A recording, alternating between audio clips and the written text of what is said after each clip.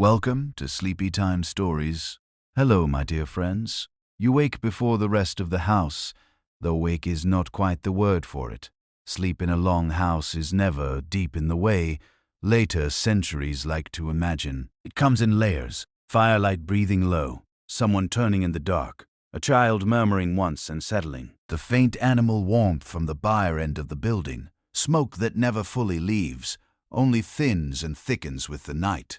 Now the air has changed. It is colder against your face. The embers in the hearth have fallen inward and dulled to a red that looks almost black until you lean, close enough to see it living underneath. For a moment you stay still under the wool, listening. That matters here.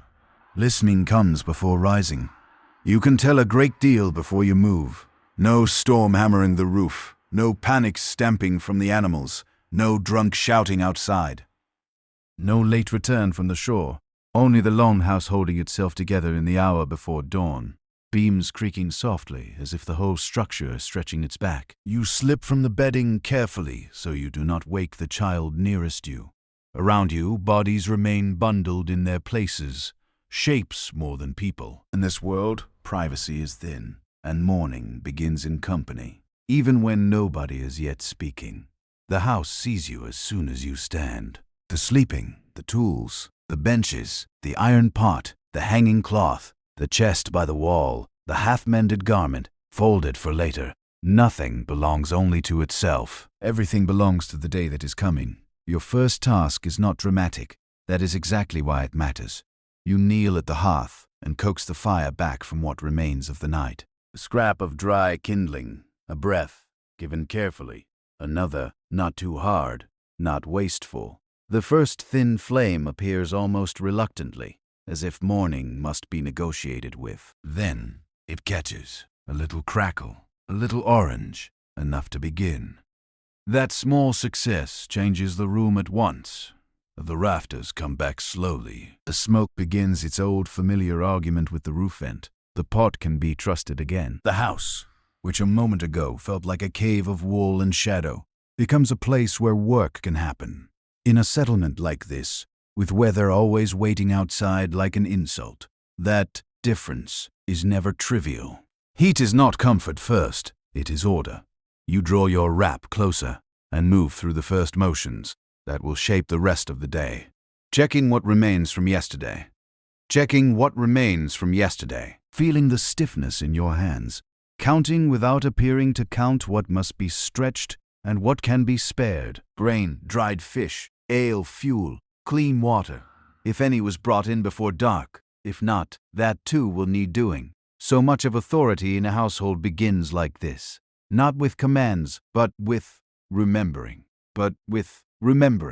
Someone older in the family might once have shown you these habits, not as lessons spoken neatly aloud, but as things noticed and corrected. The fire allowed to die too far, the meal served too late, the cloth left damp too long. In a world where winter can lean on a household for months, small failures do not stay small for long. Behind you comes the sound of another sleeper waking. Not fully, only the shift of weight, then stillness again. Soon, the house will begin asking things of you without words. A child hungry, a younger girl slow to move, a man expecting food before labor, or before travel, or before going down to the boats. Perhaps he is husband, perhaps father, perhaps brother, perhaps the household's leading man in some other shape.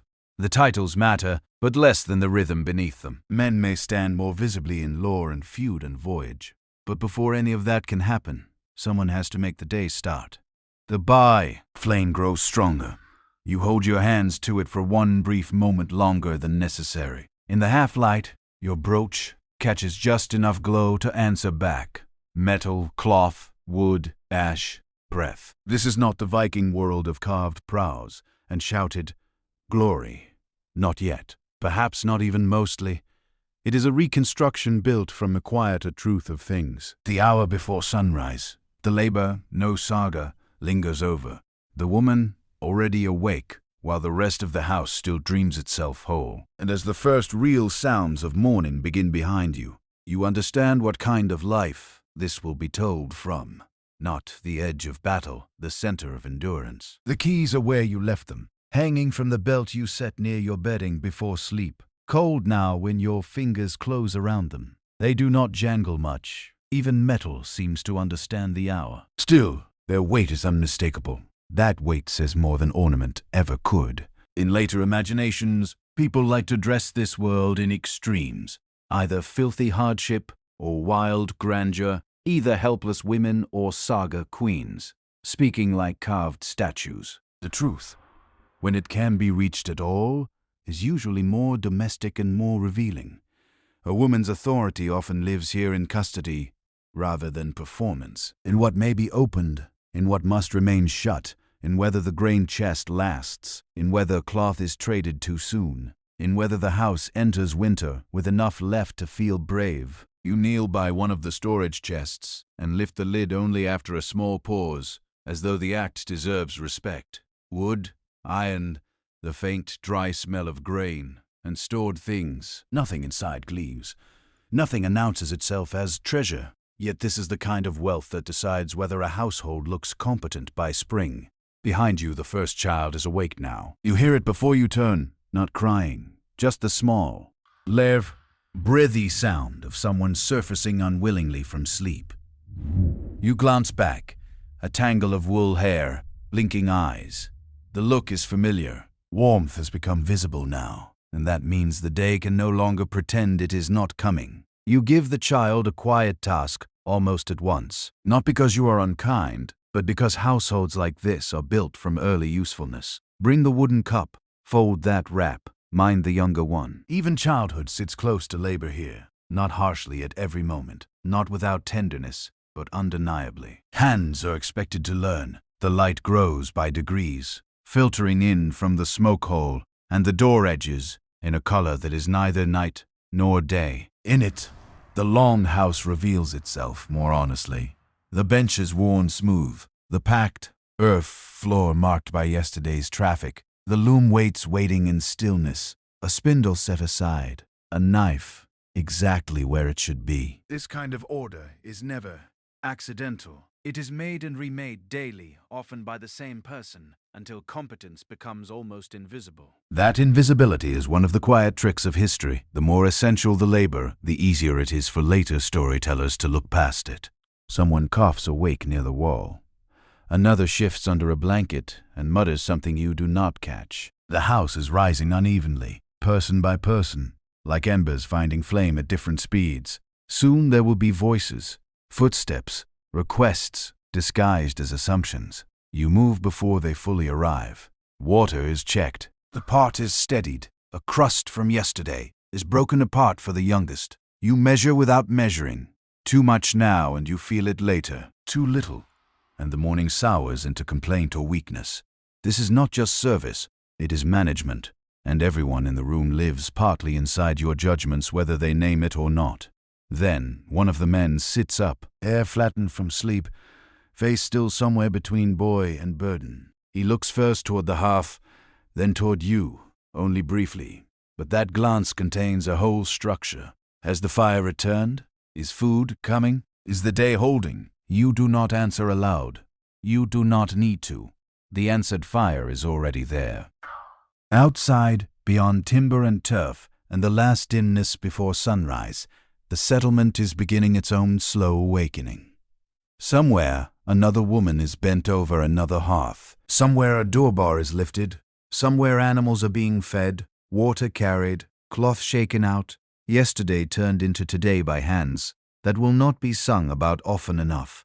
And that may be the clearest way into this world, not through the famous voyages that leave the shore, but through the women who make departure possible and survival ordinary. The house is awake now. The keys rest again against your side. The fire is taken. Morning with all its needs has accepted your terms. By the time the room is properly awake, the long house has begun judging everyone by appearance.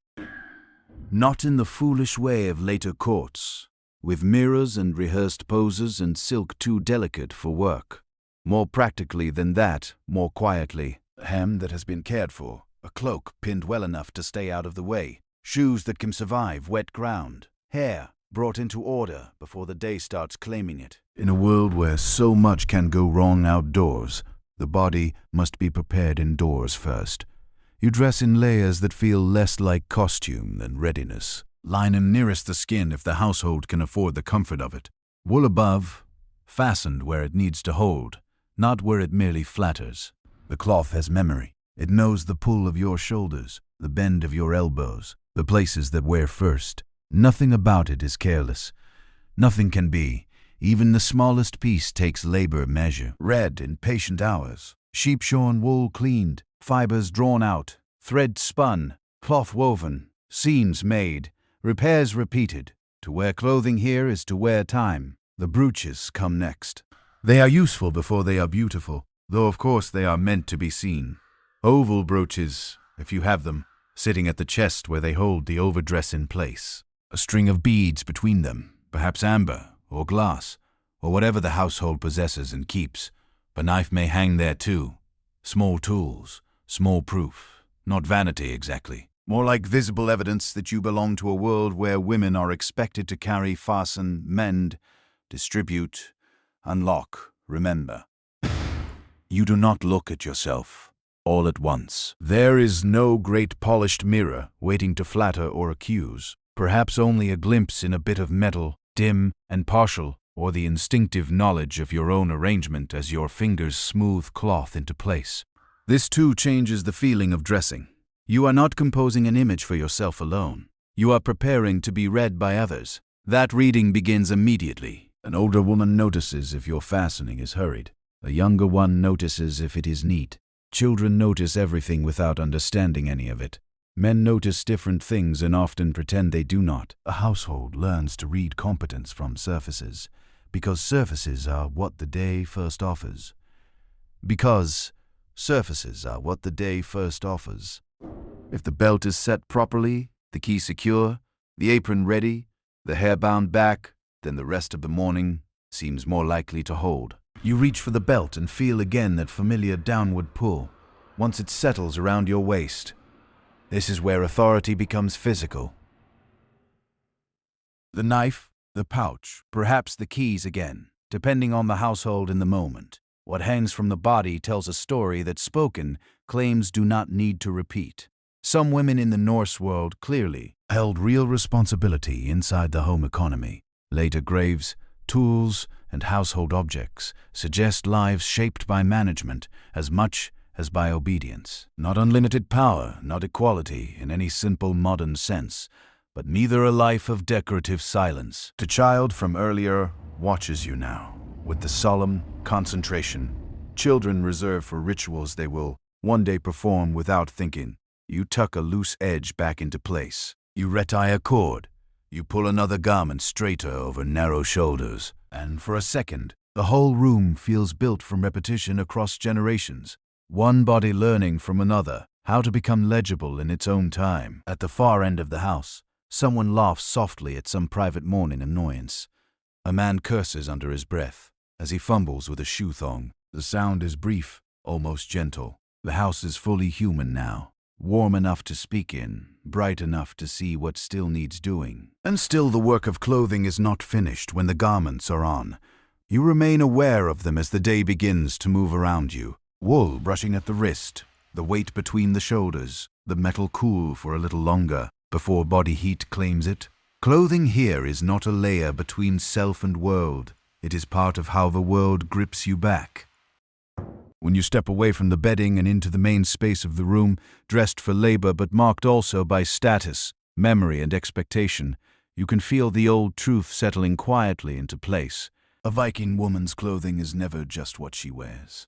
It is what the household has made possible, what her hands can sustain, what others can read from a glance, and what she must carry before she has spoken a single word. Hair takes longer than strangers would expect, not because you are trying to look soft or ornamental before the day begins, but because loose hair is for other moments, and this is not one of them.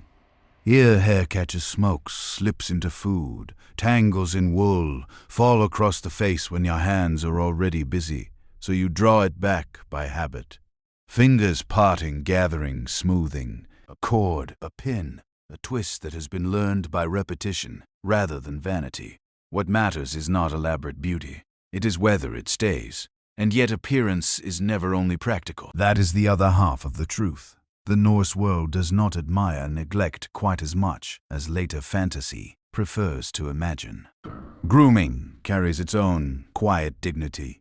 Combs appear often enough in Viking finds to make one thing very clear. People cared how they met the eyes of others, not with fragile luxury perhaps, and not in a way that erased the roughness of weather and work, but with intention. A comb in a small case, hair arranged rather than abandoned, hands rinsed when water can be spared, faces wiped, clothing brushed and shaken.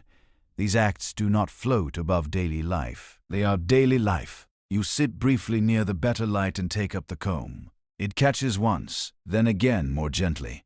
There is patience in this too. Around you, the long house keeps moving. Someone lifting a bucket, someone shifting a bench. The small complaint of a child whose sleeve has gone where it should not. But for a few breaths you remain still, feeling the tug through your scalp, the slight pleasure of order being restored strand by strand. It is a private sensation in a room that allows very little privacy. A younger girl watches from nearby, pretending not to. She has reached that age when everything becomes part lesson, part comparison. She notices whether your braid sits firm, whether your dress hangs cleanly, whether your brooches match, or merely serve. She notices, too, the parts of you the room reads without speaking. Whether you look tired, whether you seem sharpened, whether the morning has already taken something from you. Women and girls in close households become fluent in such readings early. It is one of the quiet literacies of shared living. You pass the comb to her for a moment, and she holds it more reverently than she means to show. Such objects are ordinary only until you think of the labor behind them, the trade routes behind them, the fact that even a simple well-made comb belongs to a world of craft, exchange, and habit. A household does not need a polished hall to understand refinement.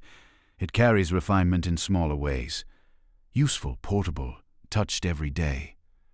By now the room is fully crossed into morning. The fire is no longer fragile. Steam begins to gather from the pot. One of the men, now dressed, runs a hand over his beard with the absent seriousness of someone trying not to look disordered before stepping outside. That too tells its own story. Care for appearance is not the province of women alone here, but the burden of making the household look and feel composed still gathers more heavily around you and the other women. Because so many first impressions of order begin in what you have already done before dawn. You rise and adjust the last details almost without thinking. A fold straightened, a loose thread snapped away, the apron retied. The beads at your chest settle against the wool with a small familiar weight. They do not glitter much in this light. They do not need to. Their work is subtler than display. They remind the room, and perhaps remind you that usefulness and dignity are not opposites. Outside, the weather waits with its own opinion of human effort. Mud if it has rained, wind if the fjord is restless, hard light on wet grass if the morning clears. If the morning clears. What you wear cannot defeat any of that, but it can help you meet it without embarrassment, and that matters more than people admit. There is pride in being equal. There is pride in being equal to your tasks before they begin. So when you finally move into the full current of the day, you do not feel dressed in the shallow sense. You feel fastened, prepared, legible to your own world, and that may be why the details linger. The comb passed from hand to hand, the braid tightened once then trusted, the brooches at the chest, the belt at the waist. Not decoration pasted over history, but history living at the surface of the body, where labor, status, self-respect, and the gaze of others meet before breakfast is even served. A crone is already waiting for you, as patient and unimpressed as stone always is. By now the house is fully crossed from waking into appetite. Children have that sharper restlessness that comes before food. Men moving toward outdoor labor carry their hunger differently, more quietly perhaps, but with the same expectation beneath it. Even those who ask for nothing are asking. Morning in a household like this is measured not only by light, but by whether something warm will soon be placed into waiting hands. You kneel at the hand mill and pour in the grain a little at a time. Then comes the turning. It is never dramatic, which is exactly why the body remembers it so well. The circular push, The slight resistance, the rough sound of grain breaking down between stone surfaces, the feel of work that offers no surprise, only endurance. This is how so much of daily life holds together, not through rare feats of strength, but through motions repeated until they become part of the shape of your wrists, shoulders, and back. A morning meal begins long before the pot warms. It begins here in the stubborn intimacy between hand and stone. Across the north, grain is not the only answer to hunger, and not every household eats the same way. Fish, dairy, dried stores, flatbread, porridge, ale. The table depends on land, season, fortune, and status. But whatever form it takes, food has to be wrestled out of planning first. Nothing in this room appears by accident. Every mouth enlarges the arithmetic. Every cold month sits invisibly beside the bowl. You keep turning. A child edges closer, then thinks better of speaking. The younger ones often treat this stage of breakfast with unusual seriousness, as though the grinding itself were a kind of spell, perhaps because it almost is. Hard kernels go in, something usable comes out. Hunger becomes manageable, if not generous. In a world where weather can undo confidence in a single season, that transformation must always have seemed slightly miraculous, even when it was tedious. The flour collects slowly. You brush it together, then set another portion to grind. The sound layers with the rest of the house, the hearth crackling more boldly. Now, someone pouring liquid into a wooden cup, the scuff of feet on packed earth, a quiet exchange near the doorway about weather or work, or whether someone is going down toward the boats. Morning is a chorus of practical noises. No one names them beautiful while they are happening, but later ages, having forgotten what survival sounds like, would probably call them that. The pot takes the grain next. You stir as the mixture thickens, watching the surface change from watery uncertainty into something that can carry weight. A little more liquid, a little salt if it can be spared. Perhaps something left from yesterday, perhaps not. The line between ordinary competence and real skill is narrow here. Too thin, and it disappoints. Too thick, and it wastes. Burn it, and everyone notices. Stretch it well, and hardly anyone comments at all. Success in household work is often rewarded with silence. Still, silence is not the same as insignificance. Who eats first? Who is served more? Who gets the better portion? Who is expected to make do? These things speak their own language. Household meals are never only about hunger. They reveal standing, affection, fatigue, value, and the small daily politics of kin. A woman managing the morning meal is not simply filling bowls. She is navigating a map of relationships that must remain intact long after breakfast is forgotten. You lift the spoon and taste. It is plain, warm, reliable. That may be enough. A boy old enough to be trying for dignity and too hungry to maintain it hovers too near and is sent to fetch something useful just to keep him from asking whether it is ready. An older woman tears yesterday's bread with economical fingers. Someone at the far end of the house has begun speaking in that low, practical tone people use when discussing the tasks ahead. Sheep, perhaps fencing, a repair, a journey no farther than the next settlement, unless weather closes its hand around the day.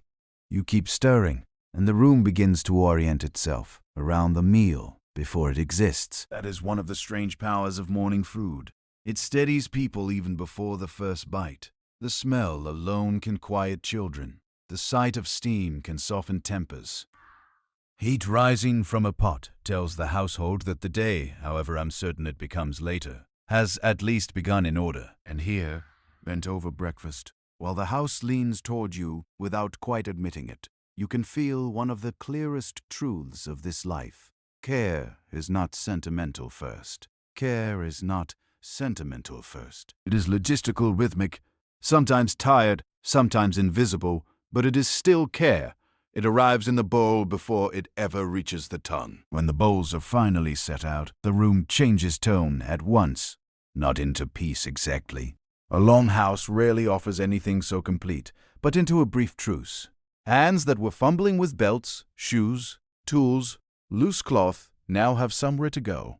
The children come forward first in spirit, if not ways in rank, pulled by warmth and smell and the simple relief of being allowed to want something openly. The older ones try to look less eager than they are. They fail. You ladle carefully. This is where the morning meal becomes visible as judgment. Not harsh judgment, perhaps. Not always. But judgment all the same.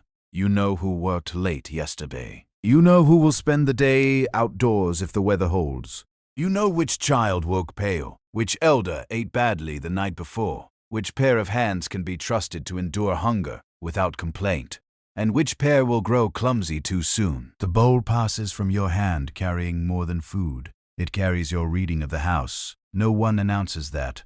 No one needs to. A woman in a Norse household could hold this kind of practical authority without ever mistaking it for freedom in the modern sense. The room depends on you, yes, but dependence is not the same as equality. That is one of the harder truths tucked into daily life here. You are central and still constrained, necessary and still expected.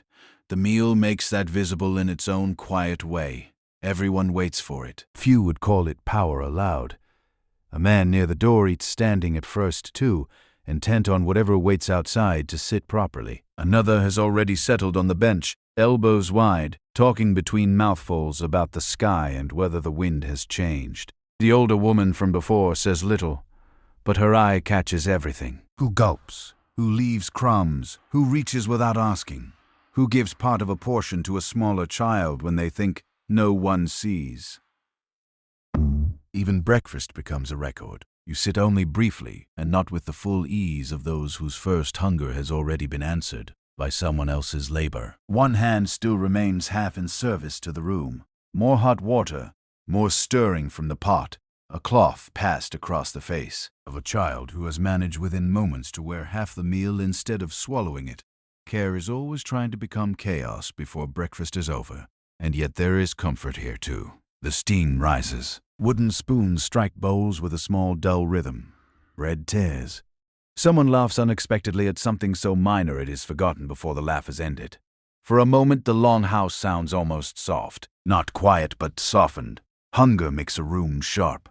Feeding it rounds the edges. You eat when you can. The taste is plain as you knew it would be.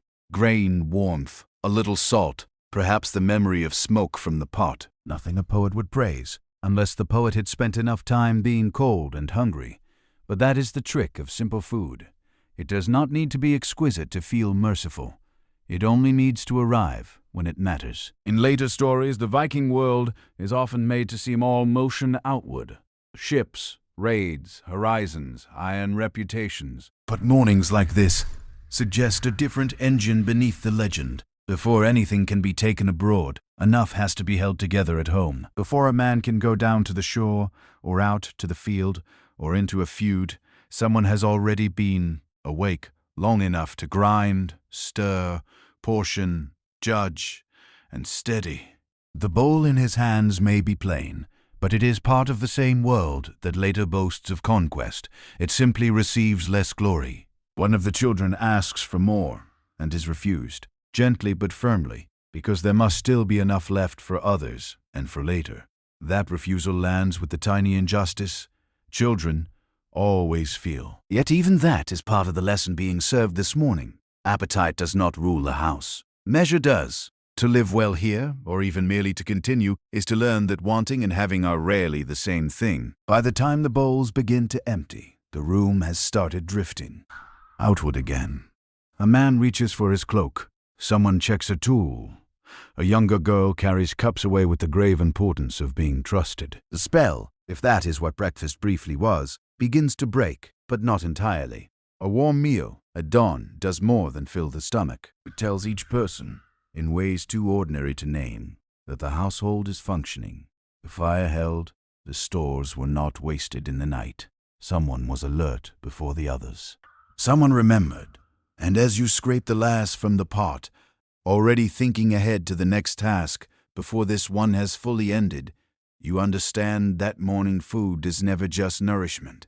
It is proof that the day has been caught early before it could scatter into need. By the time the bowls are rinsed and turned upside down to dry, the long house no longer feels like a place waking. It feels like a place already in motion. And motion inside a shared house has its own kind of pressure. No one can disappear. Here, that may be the first thing an outsider would learn, and perhaps never entirely get used to. The room is long, but not private. Beds are shared or close. Benches are close. Work happens beside sleep, and sleep beside tools, and tools beside children, and children beside adults, with tempers they have learned to read from the sound of footsteps alone. Even silence is communal, especially silence. You cross the floor, carrying a folded cloth, and feel 3 different kinds of attention touch you without a word. A child watching because children always watch. An older woman watching because experience has made watching almost automatic. A man half noticing only that what he needs seems already to be where it should be. None of this is dramatic. That is why it matters. A woman in a Norse household lives not only by what she does, but by how constantly it is witnessed. At the far end of the house, one of the younger ones has begun squabbling over a wooden object too small to deserve the noise. The quarrel is not really about the object. It is about hunger not yet forgotten, or closeness, or jealousy, or the simple irritation of being young in a room where no feeling remains private for long. You look over before the voices sharpen too much, and that is enough. One of them drops his gaze. The other turns stubborn. There are a dozen ways to rule a room, but in a house like this, the most useful one is often anticipation. You step in before conflict fully ripens, not with a speech. No one here has patience for speeches before mid-morning. Just a hand extended, a redirection. The smaller child sent to fetch something harmlessly important. The older one given a task just difficult enough to preserve dignity. Quarrels in crowded households are rarely solved by pure fairness. They are managed by timing, memory, and an instinct for which humiliation will linger, and which will evaporate. Nearby, the older woman pretends not to notice your choice, which is one way older women approve of things. Had you handled it badly, she would certainly have noticed then. The house goes on around you. Bedding must be aired. A garment needs shaking out and checking at the seam where it began to give way yesterday. The hearth needs watching even now, because fire is useful only so long as it behaves. A bucket is moved. A stool scraped closer. The ordinary objects of life keep changing places, and each movement leaves a mark on the room's delicate order. A long house is not messy in the careless sense. It is busy. There is a difference. And beneath that busyness runs another truth. Not everyone inside this house stands in the same place. Kin matter, age matters, sex matters, status matters, and sometimes status lives in places softer than law, in where one sits, who asks and who tells, who may correct. Who can be abrupt without consequence. If there are servants or thralls in the household, that hierarchy becomes sharper still, though daily dependence can blur it at the edges in complicated ways. People work beside one another. They do not therefore become equal. A younger woman near the loom glances toward you before making some small decision about thread, and you answer with the smallest nod. That is all. But again, the gesture contains more than it seems. Household authority often travels in fragments like this, not in declarations. A look, a pause, permission granted without ceremony, correction delivered lightly enough to save face. The room is full of such traffic. You stoop to gather a child's discarded wrap, and as you straighten, you catch the smell of wool, ash, stale sleep, warm milk, damp leather, and smoke woven so thoroughly into the timbers that the house seems to breathe them. Later centuries will remember ships, swords, silver, bold carved beasts. But a woman's daily life here is shaped just as much by these enclosed human odors, by the nearness of bodies, by the unending need to make shared space tolerable.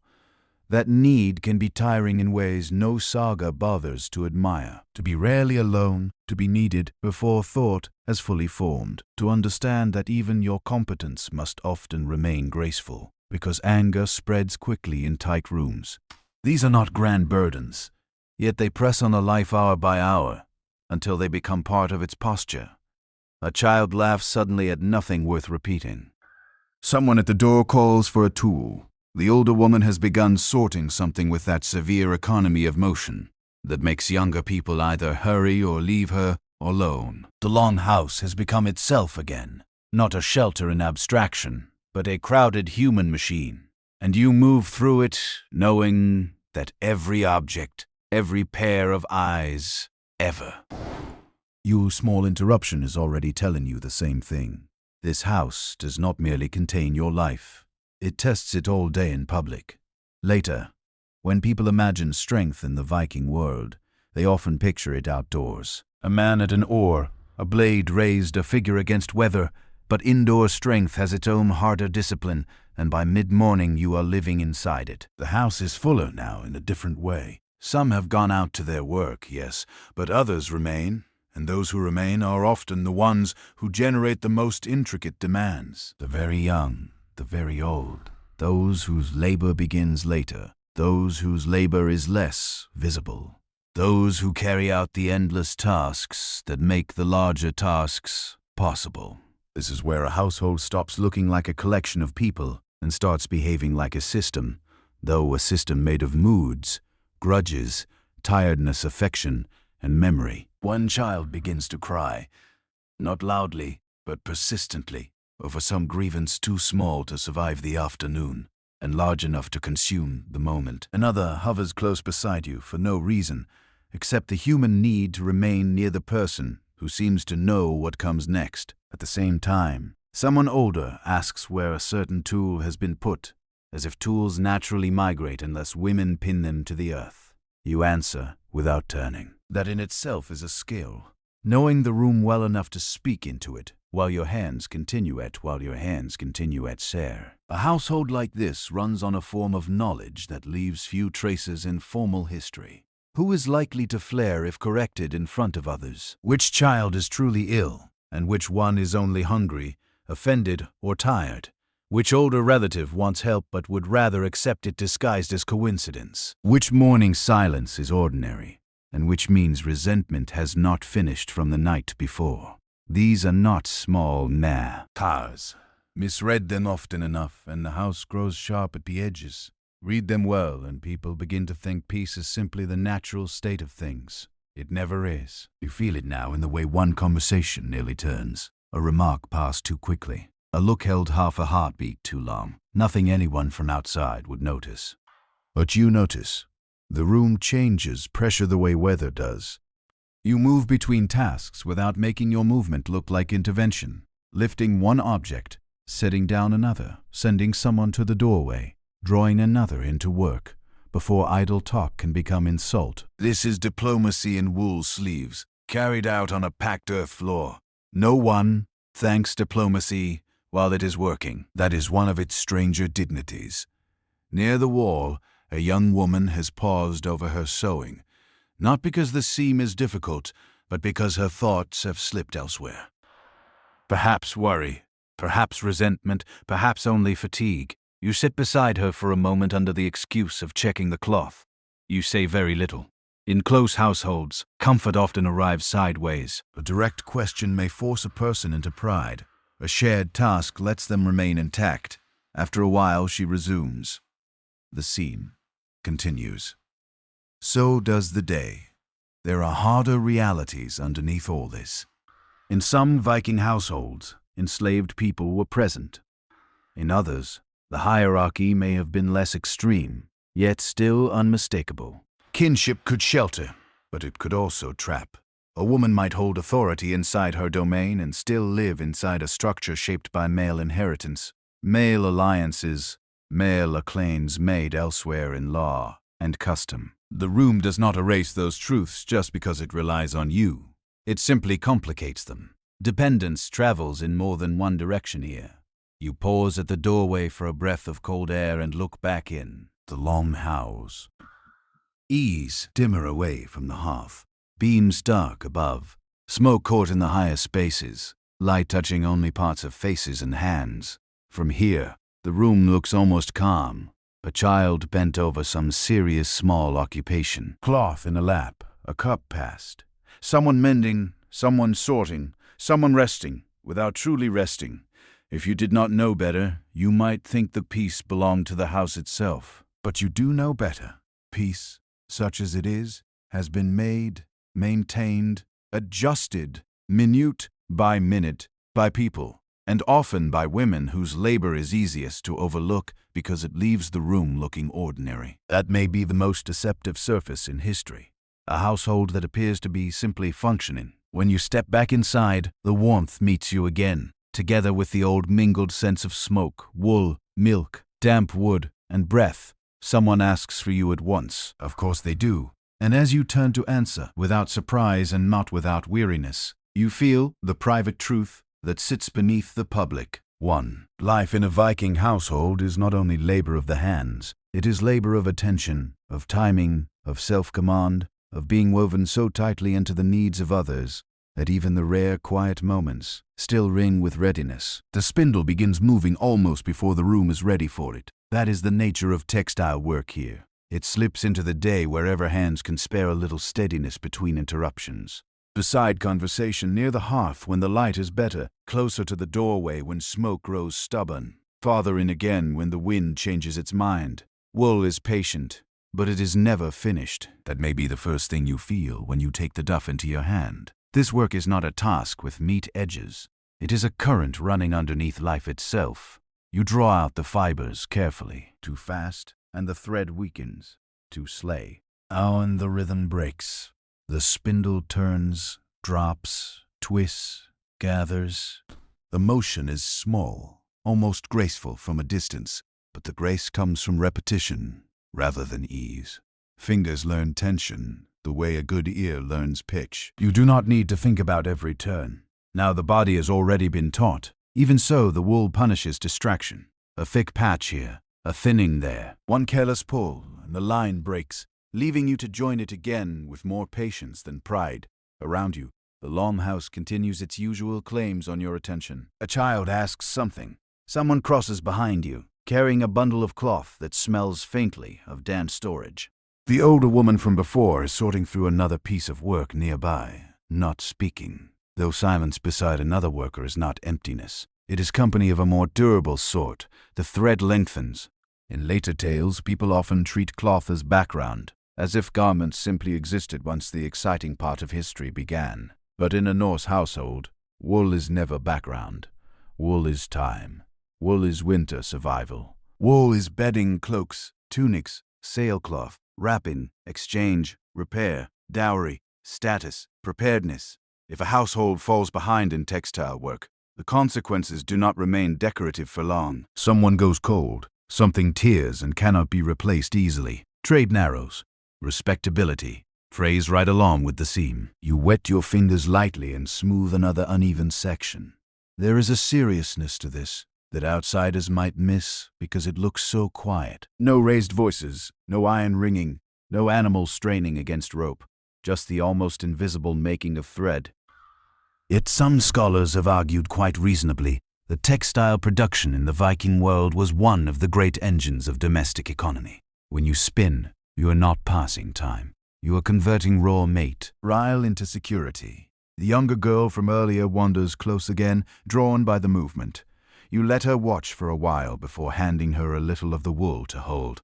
She tries to imitate the motion with the solemn confidence of the inexperienced, and for a few moments, the room gains that particular sweetness created when instruction appears without announcing itself as instruction. You correct her only once, quietly, when she grips too tightly and nearly ruins the drawer. She flushes, then concentrates harder. Pride is as delicate as thread at that age.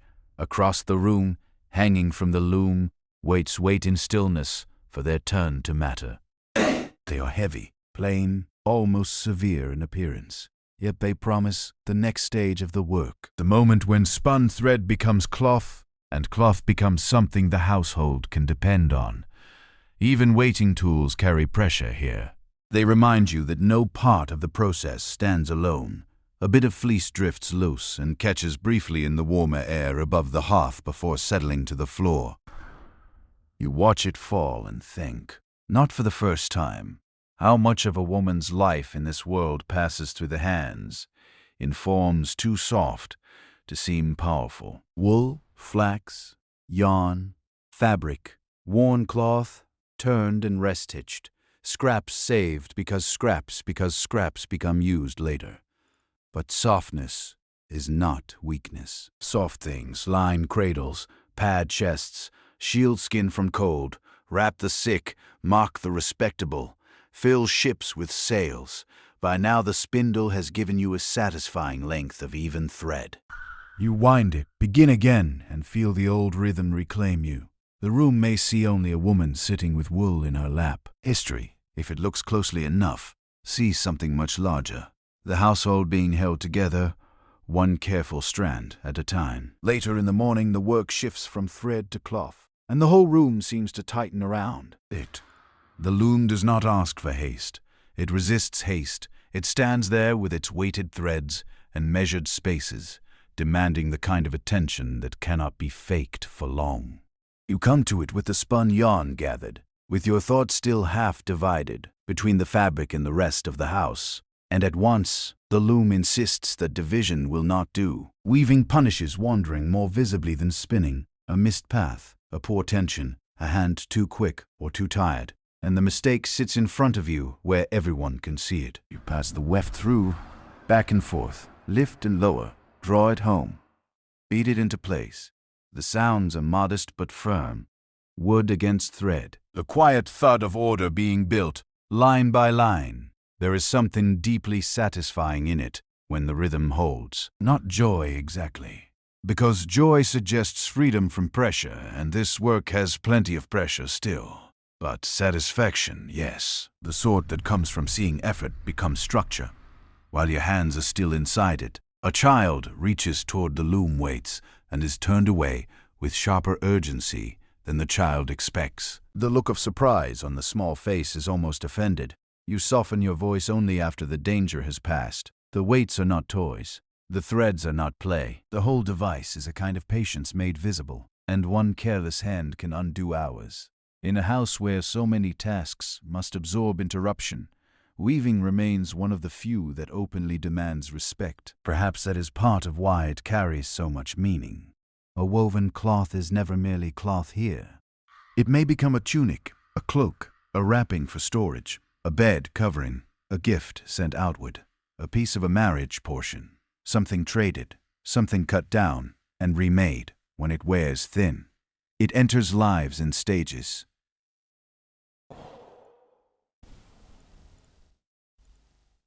First as labor, then as usefulness, then as memory. Later, someone may know. A person by the garment they wore, often by the brooches pinned through it, by the way the fabric aged along the elbow or hem. Textile work begins as necessity and ends by shaping how a household appears to the world. The younger woman who paused over her sewing earlier now helps hold the finished edge while you check the line of the work. The two of you say little. The cloth says enough. Tight here, sound there. Tight here, sound there. One small unevenness near the side. Not ruinous, only human. No one in this room mistakes labor for magic. A good piece of weaving is admired precisely because everyone understands what it costs. Near the hearth, the older woman glances over at last and gives the barest nod. Again, the economy of approval. A worse judge might lavish praise carelessly. She never does, which means that when she allows herself even that small sign, it lands with real weight. You continue outside. Someone calls, a dog answers. Wind presses once against the walls and moves on. Life keeps tugging at the edges of the task, but the loom holds you in its own stricter tempo. Up, through, down, pull, beat. It begins to feel less like making and more like settling a dispute between loose things, persuading separate strands to accept a future together. There is a lesson in that, though not one anyone here would bother to phrase aloud. Households, too, are made by tension properly held. Too slack and they fail. Too tight and they snap. By midday your shoulders have begun to feel the work in a different way than they felt the quern or the pot. This is a more fixed strain, less obvious, but it lingers. Textile labor often does. It leaves its mark quietly. The neck stiff at evening, the fingers still remembering resistance after the hands are empty. That quietness is one reason such work disappears so easily in grander stories. It does not shout its cost, and yet the Viking world would look very different without it. Ships needed sails. Bodies needed warmth. Status needed visible form. Trade needed goods. Marriage needed objects that could travel between families and hold value beyond the feast day. The famous outward life of the age rested partly on inward work like this, on women bent over thread and loom in rooms that smelled of smoke and wool. At last you pause and lay your hand flat against the woven section, feeling its firmness under your palm. There it is, not finished, never that quickly, but real, growing. A man returning briefly through the room may notice only that cloth is being made, in the same way he notices fire when it is already burning, or food when it is already served. But you know what sits inside those neat lines.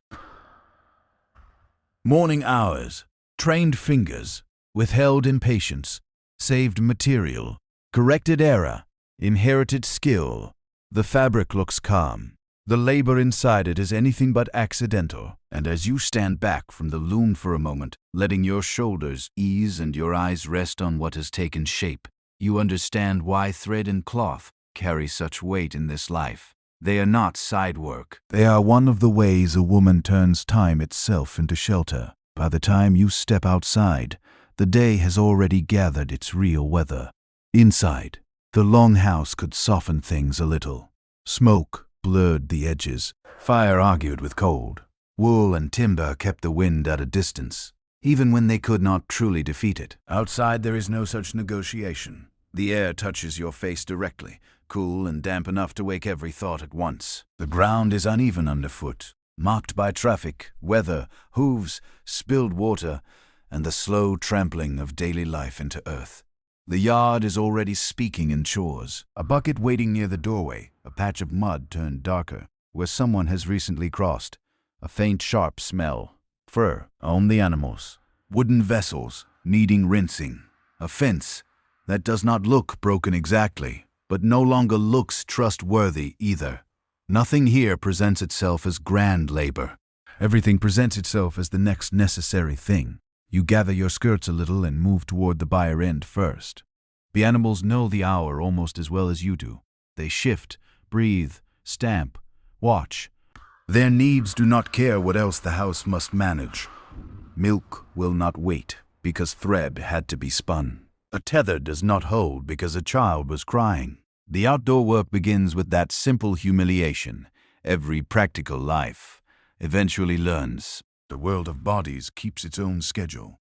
You crouch beside the milk vessel, your hands already remembering the motion before the first warm stream strikes the container. The sound is soft, rhythmic, almost more intimate than speech. Steam rises faintly in the chill air. The animal's flank is warm near your shoulder. For a few moments, the whole world narrows to pressure. Release, warmth, patience. It would be easy for later imaginations to miss the importance of this because the act looks so ordinary. But dairy work mattered enormously across much of the Norse world. Milk, butter, curds, skaya, whey. These were not luxuries floating around the edges of life. They were part of how households endured. A woman working with animals and dairy was not engaging in some rustic side task. She was helping shape the household's actual margin of safety. You finish, shift the vessel carefully, and check the next thing before the first can even be set aside. That is the feeling of outdoor domestic work here. No clean transitions, only overlapping necessities. Water must be carried or checked. Waste must be dealt with. Tools left outside must be judged against the sky.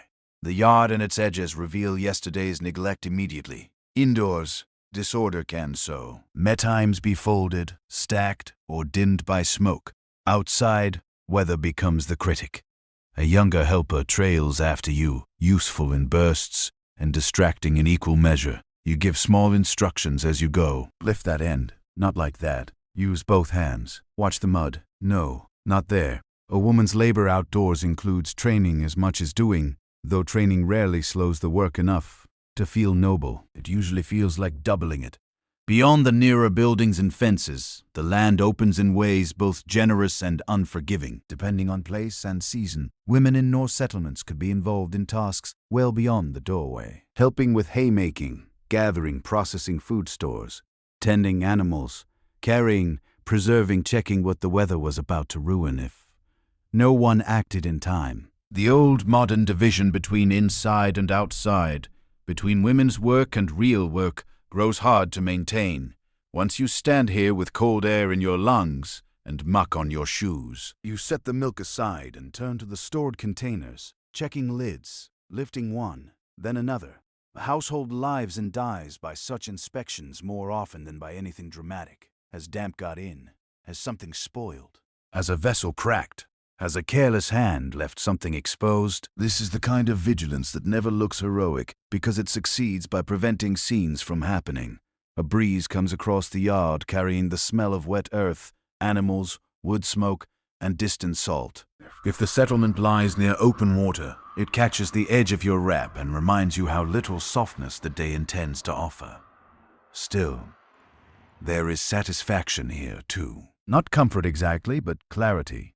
Outside, tasks reveal themselves honestly. The bucket is empty, or it is not. The fence will hold, or it will not. The animal is fed, or it is not. Compared with the subtler politics of the long house, the yard can feel almost blunt. Almost.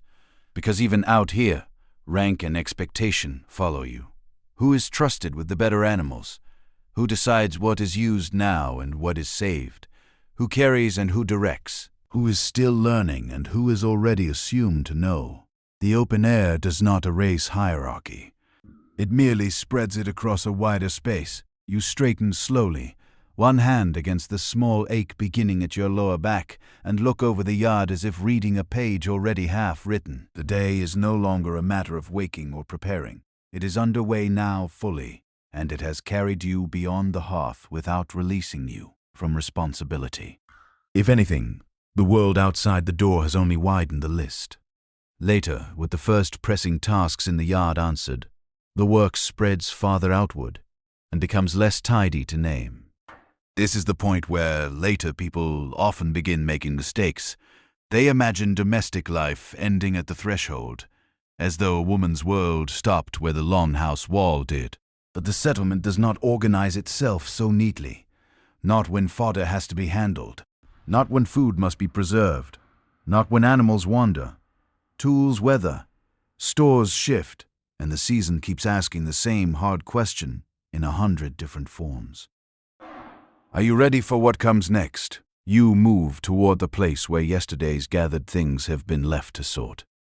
Some need drying, some need trimming, some need to be turned, tied, carried, stacked, or judged before they spoil or sour or split, depending on region and season. That might mean fish, herbs, dairy, hides, fuel, fodder, or some less glamorous mixture of all of them. Norse life is built from materials in states of transition. Very little arrives finished. Most things are being turned into something else by labor, smoke, salt, wind, time, or luck, a basket, tips sly. Plea where it has been left on uneven ground. You right it with 1 foot before it can spill and feel a flicker of satisfaction, so small it hardly deserves the name. Yet such moments accumulate. A day like this is made bearable, partly by tiny victories over inconvenience. Something saved before it falls. Something moved before the rain comes. Something remembered before it is lost. The younger helper is better, now that the work has become more physical. Some children, some adolescents too, are made steadier by having weight in their hands instead of instructions in their ears. You let them carry what can be carried, correct the posture when the load tilts, and pretend not to notice the brief look of pride when they manage it well. In households like this, usefulness is one of the first adult languages. A young person learns to speak. Beyond the immediate yard, other motions echo your own. Someone at another house is shaking cloth in the wind. A figure bends near a fence line. 2 people carry a pole between them. Somewhere farther off comes the bark of a dog and the thin metallic sound of a tool striking something that refuses to yield. The settlement is not loud exactly, but it is alive with work. The famous Viking world of ships and voyages begins here on the landward side of things, where women's labor and men's labor overlap more than legend likes to admit. You stoop to gather fuel, not enough to feel triumphant, but enough to matter later. That is the measure of much of this life. Enough to matter later. Wood too green smokes badly. Dung cakes need drying. Peat, if used, must be cut, moved, and stacked with foresight. Fire inside the house seems simple, only because so much labor has already taken place outside it. You know that in your hands, in the slight roughness on the fingers, in the habit of assessing each piece almost before you touch it. Good fuel means lay. Waste, less choking smoke, steadier heat, better food, fewer irritations by nightfall. Again, a whole chain of consequences begins in things that barely look worthy of story. Then comes the fence. Not broken, as you noticed earlier, but doubtful. You kneel by it now and test the loosened place more honestly. Wood flexes where it should resist. The binding has begun to give, not disastrously. Not yet. But not yet is one of the most dangerous phrases in any working household. It is the phrase that turns into trouble at dusk, or in rain, or after animals have already slipped through. So you deal with it. The repair is awkward rather than elegant. Your hands pick up dirt. The wood resists the angle you want. The younger helper hands you something only after first handing you the wrong thing. You do not sigh, though you could. You tighten, adjust, test again. Better. Not perfect. Good enough to trust, for now. Much of practical competence lives in that phrase. Good enough to trust for now. The world rarely offers finished certainty. A gust of wind moves across the open ground and brings with it the smell of sea or river again, mixed with manure, damp grass, animal heat, and smoke from several hearths at once. It is not a poetic smell, not in any soft or polished sense. Yet it is honest. It smells like people refusing to let raw materials remain raw. It smells like effort pressed against season. You straighten, brushing your hands against your apron, and for a moment you look back toward the long house. From here it seems sturdy, almost restful, its roofline low against the sky. But you know better than that. Rest inside must be earned out here first, and that may be the deeper truth of this part of the day. Outdoor work does not interrupt a Viking woman's domestic life. It completes it. The milk, the fence, the fuel, the stores, the carrying, the checking, the endless small decisions under open sky. These are not tasks at the edge of the story. They are the story just as much as the firelit room. When you turn back toward the house, the cold has settled into your fingers, and the list of what still remains feels no shorter than before. Even so, something in the day has clarified. You have stepped beyond the doorway and found not freedom from responsibility, but its wider shape. By midday, the day has hardened into its social shape, and you can feel it most clearly when talk turns toward marriage, not because anyone announces it with ceremony. No one clears the room and says, "Now we shall discuss the structure that governs half this life." It comes more quietly than that, in a remark about a neighboring household, in a question about wool promised elsewhere, in the glance one woman gives another, when a man's name is mentioned, in the way older kin begin speaking of futures, as though they were fields already marked out with boundary stones. You are inside one of those conversations before it fully declares itself. An older relative, hands busy with some task that gives her the right to sound casual, mentions a woman from another farmstead whose match has finally been settled. There is no romance in the telling, not at first. The talk turns instead to what each family gains, what distances are involved, whether the man's people are reliable, whether the woman will be treated with reasonable respect, whether the property arrangement is sound, whether the timing is wise. It is all spoken in the practical language of weather and stores, as if marriage were simply another form of household management. In some ways, of course, it is. That is one of the hardest truths to approach gently. A Viking woman's marriage may include affection, companionship, desire, loyalty, even tenderness, if fortune and temperament allow. But it does not begin in those things alone. It begins inside kinship, alliance, property, reputation, and survival. A household is not merely a place to sleep and eat. It is an economic body, a legal fact, a defensive structure, a source of standing. Marriage decides where a woman's labor, fertility, skill, and loyalty will be anchored. No one living in this world can afford to pretend otherwise for long. The younger women hear all this, even when nobody seems to be addressing them directly. You see it in the way one of them keeps her eyes lowered over her work while missing a stitch you would not normally miss. You hear it in the pause before another speaks. Youth in a household like this is often lived under a strange double pressure, to become useful and to become marriageable, with the two states overlapping so completely that it can be hard to tell where one ends and the other begins.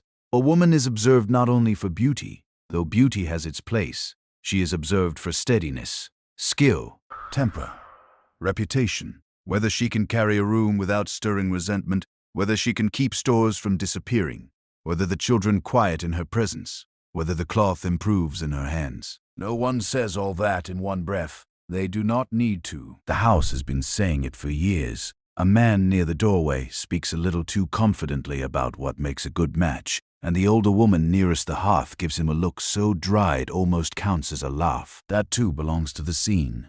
Men may stand publicly closer to the formal arrangements of marriage, but women often understand the actual costs more intimately. They know what kind of household swallows a young bride whole. They know what sort of mother-in-law hardens a room. They know the difference between a man who is merely stern and one whose temper ruins the weather indoors. They know how far a woman can bend before daily life becomes something colder than disappointment. You continue sorting, folding, adjusting whatever task is in your hands, because hands give dignity to difficult listening. Some Norse women, depending on time, place, and status, had more say in marriage arrangements than many women elsewhere in medieval Europe would later have. That matters, but it should not be exaggerated into modern freedom. Family strategy still presses hard. A father, brothers, male kin, household interests, all these form the frame. Consent may matter more than later myth sometimes allows. Yet consent inside a narrow world is rarely simple. A woman may choose among pressures, not outside them. The room falls quiet for a moment, after someone mentions a match that turns sour in a nearby district. No details are offered at first, just enough to let the silence fill with speculation. Then a little more emerges. Not scandal exactly, only the familiar story of poor judgment, difficult kin, expectations misread, a household that looked sound from outside and wore differently within. Such stories circulate for a reason. They are warnings disguised as gossip. You lift a folded garment and lay it down again, though you no longer need to. That is what this topic does to a room. It changes the weight of ordinary movements. Marriage in this world is not an isolated life event pinned brightly to a feast day. It is a threshold whose consequences echo through bedding, meals, property, labor, rank, pregnancy, widowhood, old age. Everything after depends partly on where and with whom a woman is placed. And because that truth is too large to say directly, the household approaches it sideways in half comments and practical phrases, while the day goes on around it. Someone pours drink. A child drifts too close and is sent away. Outside, wind touches the wall and moves on. Inside, the conversation settles like a second weather, one everyone feels, and no one can entirely escape. By afternoon, the talk has thinned, but its pressure remains in the room like smoke after the fire settles lower. That is often how marriage works here.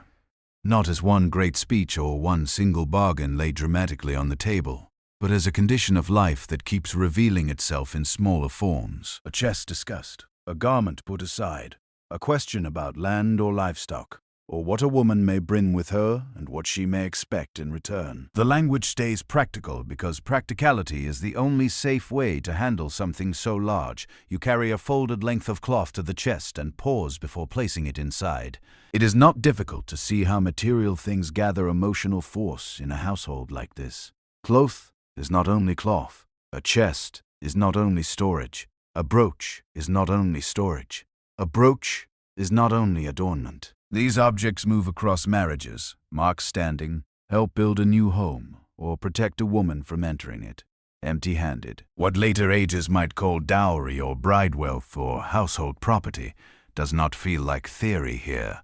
It feels like wood under the hand, wool under the fingers, metal with a little inherited weight in it. An older woman joins you not to lecture, but to inspect what is being put by. She touches the cloth between finger and thumb, testing it more as judgment than curiosity. Good enough, worth something, worth keeping. The room does not need many words. In societies like this, objects often speak before people do. A family's seriousness can be read in what it can send with a daughter, what it refuses to part with, what it expects her to guard, what it assumes she can manage once she crosses another threshold.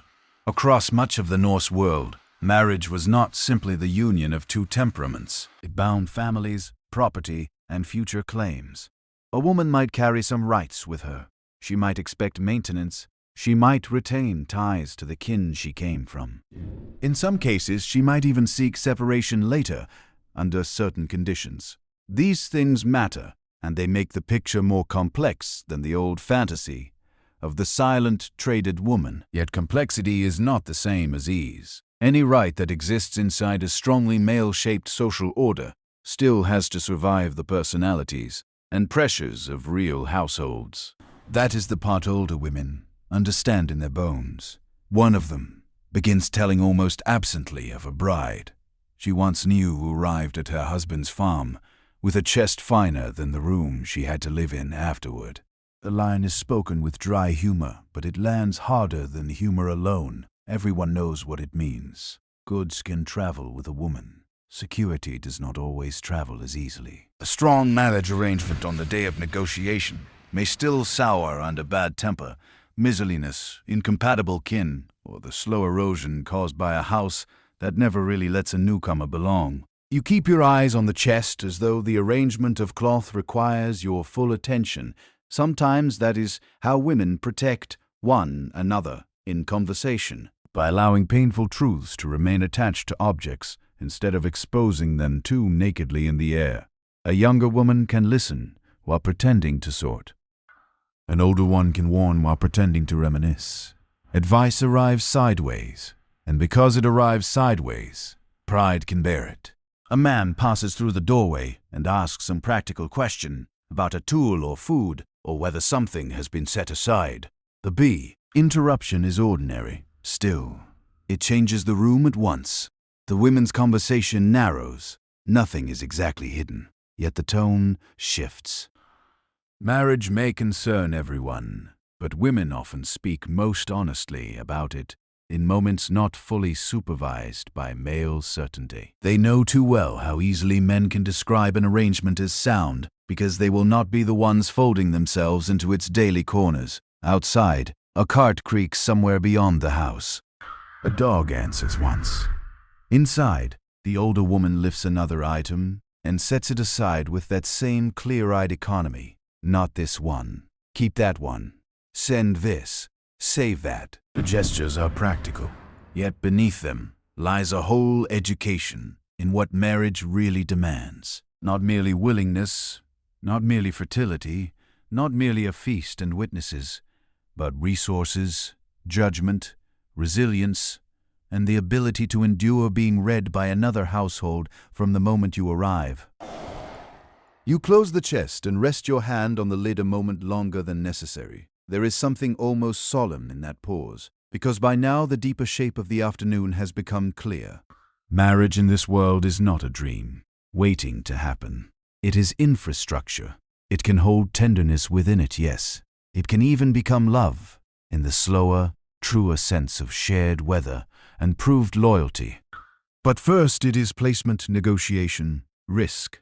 A woman steps into it carrying not only herself, but the hopes, calculations, and reputation of the people behind her. And as the room moves on to other tasks, as though nothing especially important has been said, you feel how profoundly daily life is, already being arranged around futures that have not arrived yet. The cloth in the chest, the glance between older women, the warning tucked inside a joke, the knowledge that a marriage may begin at a feast table, but it is measured afterward in storage, in lair, a bore, in temper, in whether a woman is allowed to remain fully herself once the door closes behind her. By late afternoon, the room has grown quieter in the way rooms do when harder subjects are no longer being spoken openly but have not left.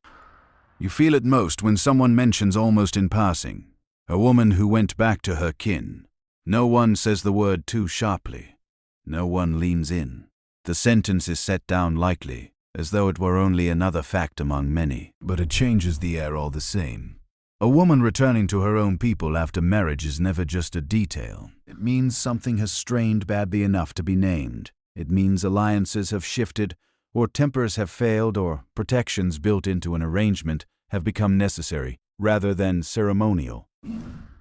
Even the way the room receives the remark tells you as much as the remark itself. No laughter, no easy gossip, just that brief collective stillness in which practical minds begin measuring consequences. You are sorting small household things while this happens. A spindle, whirl, a strip of cloth, a small knife. That ought not to be where it was left. The hands stay busy because the mind works better that way.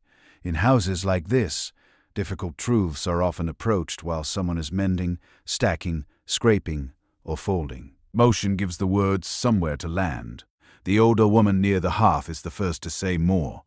Not much, only that a woman is not without recourse. If a marriage becomes intolerable, the sentence is plain, almost stern. It offers no comfort in its tone, only accuracy. That matters. In parts of the Norse world, women did possess more legal standing than later fantasy sometimes grants them. Under some conditions, separation could be sought. Property claims could matter. A woman was not always swallowed without trace into her husband's line. But none of this turns the world gentle. Any formal right still depends on whether kin support you, whether the case can be carried, whether the household you leave will accept disgrace quietly, whether the household you leave will accept disgrace quietly, whether the household you return to can absorb you again without resentment or loss. Rights on a good day look firmer than rights under pressure. A younger woman at the far end of the room pretends not to be listening and fails entirely. Her needle is stopped. Her eyes remain lowered, but not to the work. You do not look at her directly. That would make the moment too naked. Instead, you keep placing one object after another where it belongs, while the conversation continues in that half-practical register women use when speaking of danger without letting it dominate the room. Another voice adds that property must be watched carefully. What came with a woman matters. What is hers? What remains tied to her kin? What may be expected back? What can be lost through confusion or pressure, or simply the louder will of others? These are not theatrical concerns. They live in chests, belts, brooches, livestock, woven goods, stored food. The sort of things people touch every day and therefore sometimes forget are also legal and emotional facts. A woman's security is often distributed across ordinary objects. That may be why they are handled with such care. You lift the lid of a chest again and smell wool, wood, a trace of iron, and the dry stored smell of things kept against future need. It is strange how much of a life can sit inside a box. Clothing for hard weather, cloth that can be traded, something inherited, something promised, something too valuable to use carelessly, and too necessary to keep untouched forever. The contents do not announce themselves as power, yet sometimes this is what power looks like in a woman's hands here. Stored competence, stored value, stored evidence that she did not come empty into the world. And need not leave empty either. Outside a voice calls briefly from the yard and is answered. The household steadies. Inside, the talk has become even quieter and somehow more serious for that. No one romanticizes the matter. No one says a woman may simply walk away if unhappy, as though she were stepping out of a badly woven shoe. The costs are too obvious for such nonsense.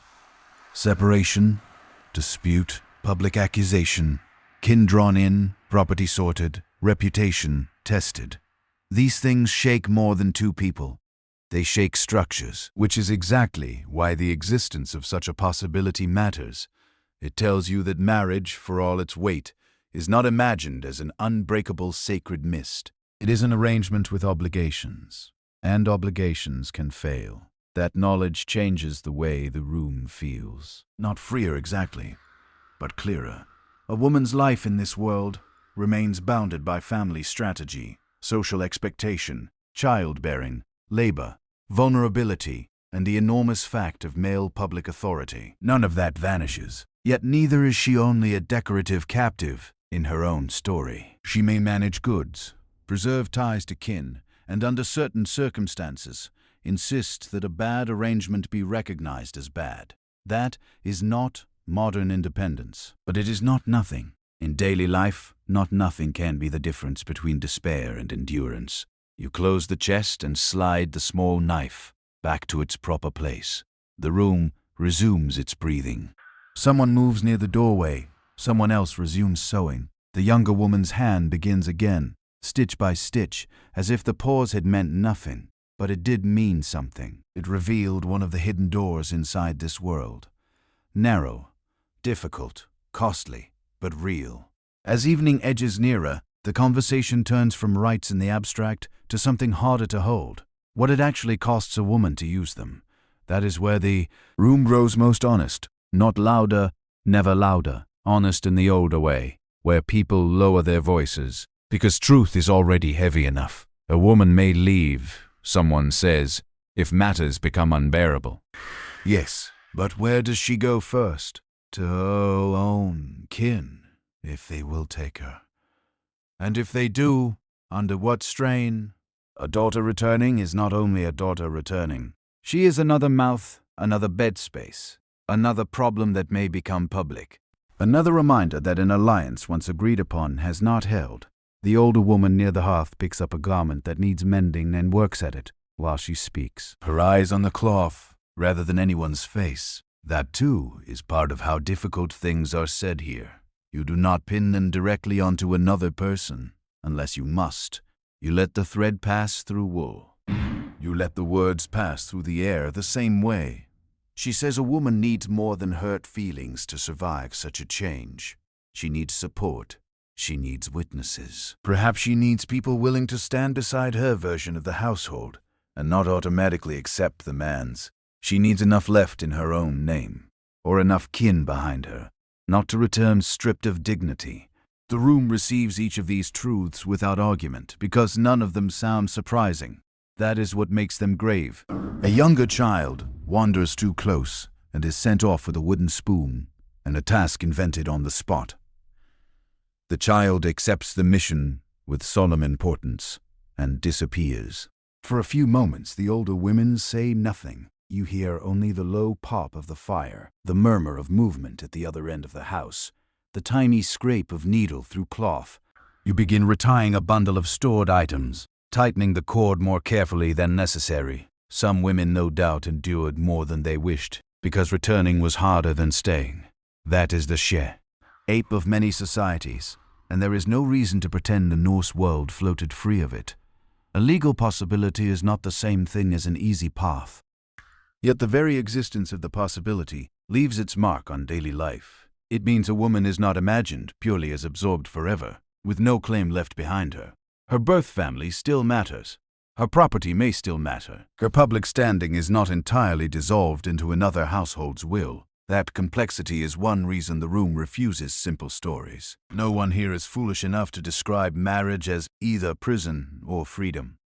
It is too mixed for that. A good marriage may become a place of mutual reliance, even respect, perhaps even the kind of affection that grows best under weather rather than poetry. A bad one may become a narrowing corridor a woman has to calculate her way out of. Most likely, many are both at different moments. Household life wears people down and binds them closer at the same time. Contradiction is not a flaw in the picture. It is the picture. A woman across the room says something dry and understated about a husband who is easier to leave in story than in winter. That earns the nearest thing to laughter the subject can manage, not because the room finds suffering amusing, but because women have always used wit to say what cannot safely be said in a raw form. The line lingers. Everyone understands it. Leaving may be possible. Leaving in snow with children, with limited stores, with uncertain welcome, with a reputation suddenly under discussion. That is another matter. You shift the bundle into the chest and close the lid softly. The sound seems to settle the thought as much as the objects. Outside, dusk is beginning to collect itself.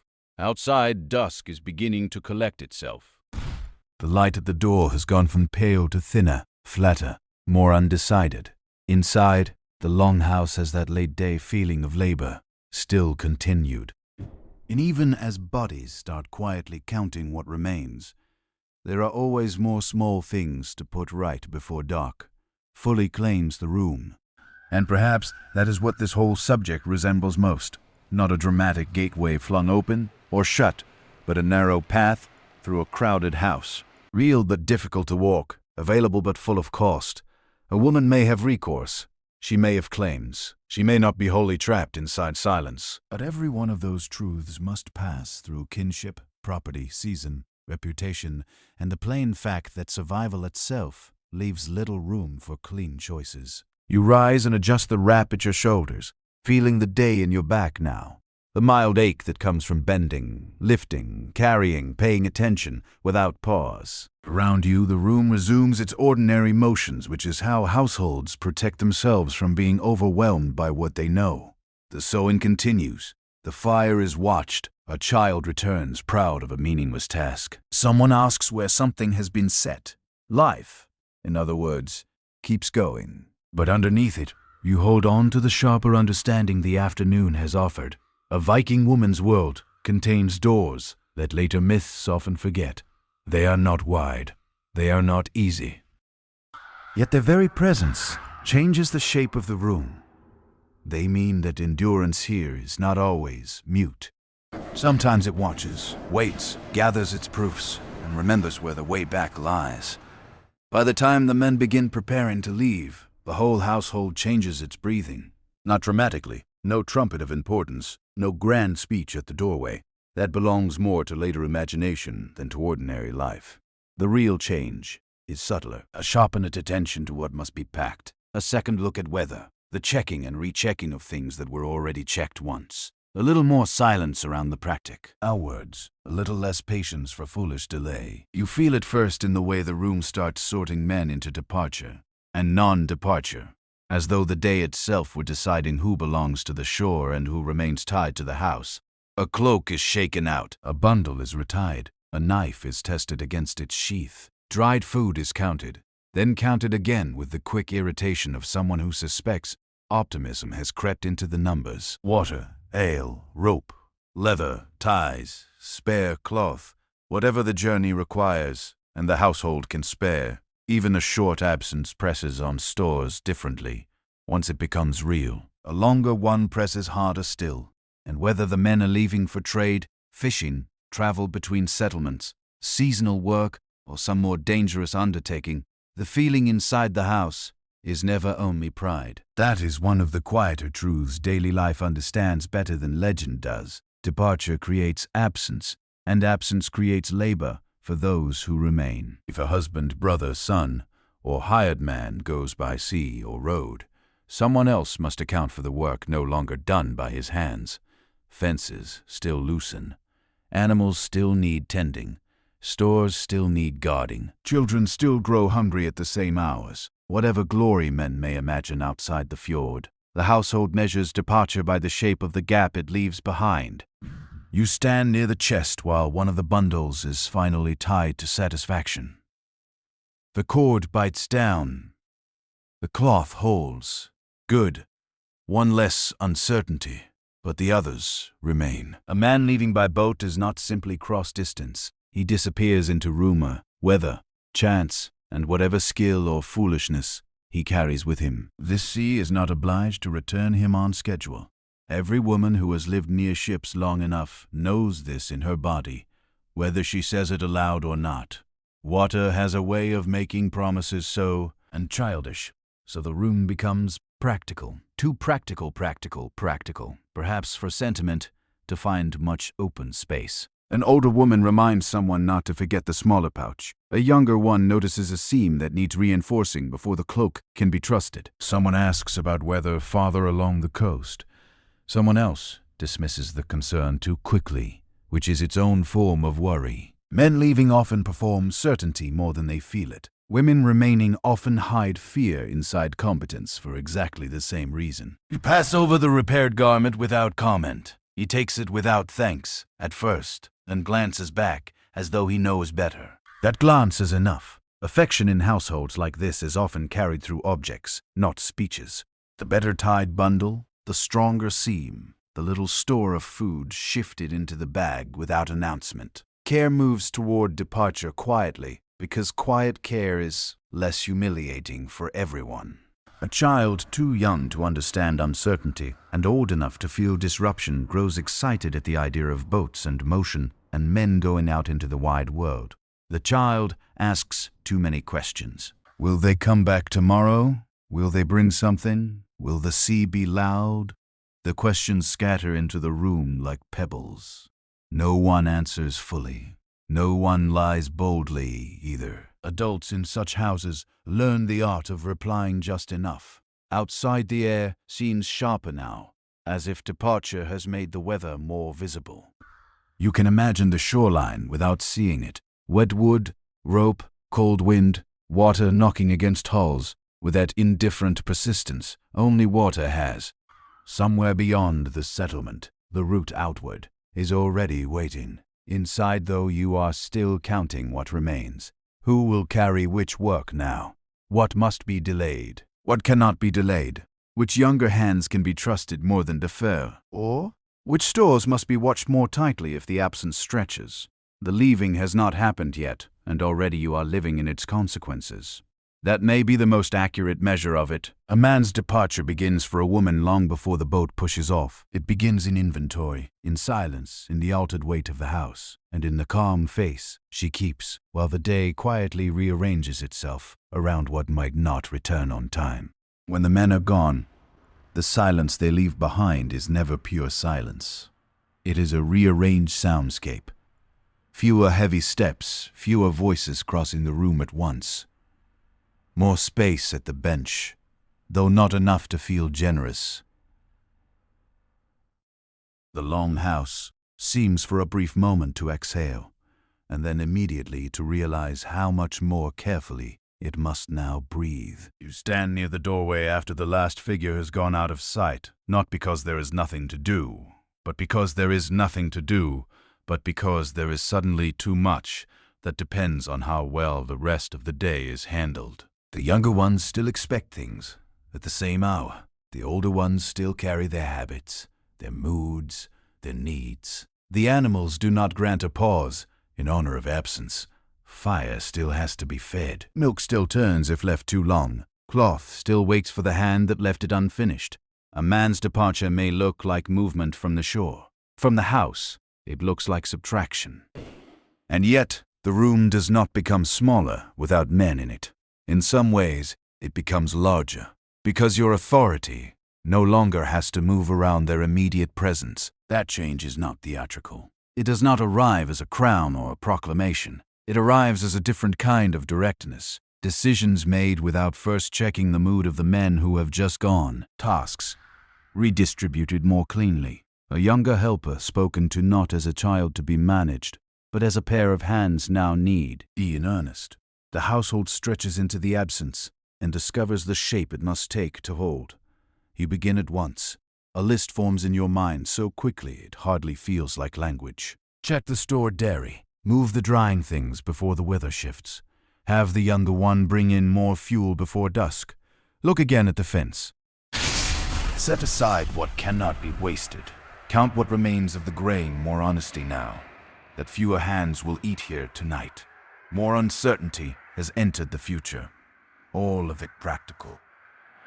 All of it tinged with the fact that practical work is one of the oldest ways people keep fear from becoming visible. A child asks when they will come back. The question lands harder now because the room is quieter. You answer gently but not foolishly. Soon perhaps, when the work is done, if weather allows.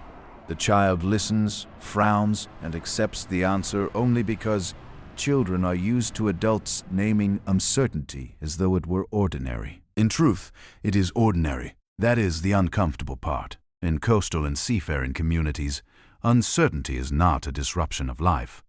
It is part of its architecture. You move back toward the hearth and notice how quickly the room begins orienting itself toward you, not with ceremony, with habit. Someone asks where to place something. Someone else waits for your judgment about whether a garment should be mended now or later. The younger woman who had been sewing glances up before speaking, as if confirming the room's center has shifted slightly, and knows it. This, too, belongs to the historical truth of things. When men were away, women in Norse households could shoulder very substantial responsibility for managing property, labor, stores, servants or dependents, and the daily continuity of the farmstead. and the daily continuity of the farmstead. It would be false to call this equality. The legal and social order remains shaped by men in too many ways for tea, hat. But it would be equally false to pretend the woman left behind merely waits and weeps in decorative helplessness. Waiting is work when a household must continue. By late afternoon, the absence has become routine enough to stop announcing itself every few minutes, and that may be the strangest part. The room adapts. Human life always does, more quickly than pride would like to admit. A cup is no longer set out automatically. A familiar interruption does not come. A task once shared is simply done by someone else. Loss has not occurred. Not exactly, but possibility has opened its cold hand, and the house has adjusted the furniture of daily life around it. You take up a garment left near the bench, fold it once, then decide against folding it and set it aside instead. Perhaps he will want it when he returns. Perhaps not. The thought passes through you lightly enough to hide itself, heavily enough to stay. Outside, the day is already beginning to lean toward evening. The light has changed again, thinner now, more silver at the edges. Inside, the fire gathers itself for the colder hours, and the house continues under your eye, under your management, under the quiet strain of uncertainty, handled so often it has become nearly graceful. That may be one of the deepest truths about a Viking woman's life when men leave by sea or road. She is not simply abandoned to worry. She is left with command in a world that grants command unevenly. She is trusted because she must be, burdened because trust and burden so often travel together, and expected to transform absence into continuity before anyone has called it either heroic or hard. So you do what women in such houses have done countless times before. You keep the place alive until footsteps return to the door. A little later, when the house is steadier again, you take the path that leads beyond the yard and toward other people. Ease thresholds. No one calls it going to market in the grand sense every time. Sometimes it is only exchange, a visit, a matter of cloth for butter, news for news, a favor remembered, a tool returned, a question answered with something tangible. But the path itself matters. It reminds you that a woman's life here is not sealed inside one longhouse. However much the work of that house tries to claim her entirely, the ground is damp in places, firmer in others, marked by wheels, feet, animals, weather, and repetition. You know where it dips. You know where boards have been laid badly over softer ground. You know where another household keeps a dog that announces strangers as though it were defending a king's hall. Knowledge like this accumulates in the body. A path walked often enough becomes part memory, part expectation. You carry something useful with you. That too gives dignity to movement. A small wrapped piece of cloth, dairy, yarn, a request shaped into an object. A household rarely sends a woman out empty-handed if the visit concerns anything practical, and most visits concern something practical in the end.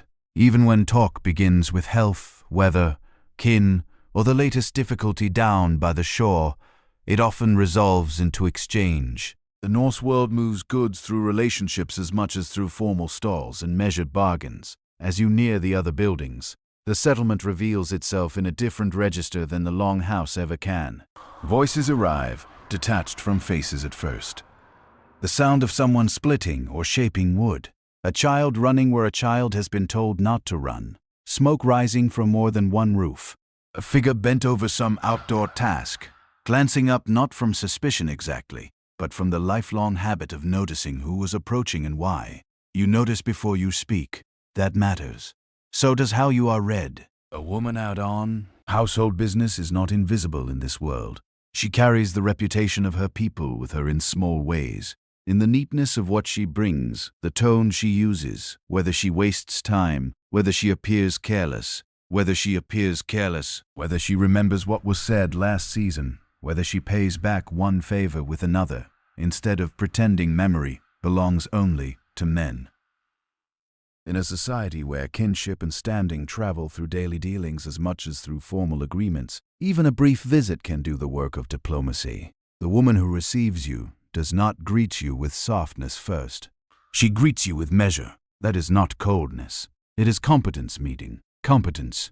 Her eyes go to what you carry. then to your face, then back again, taking in enough to decide what kind of conversation this will be. Around her, the signs of her own day remain visible.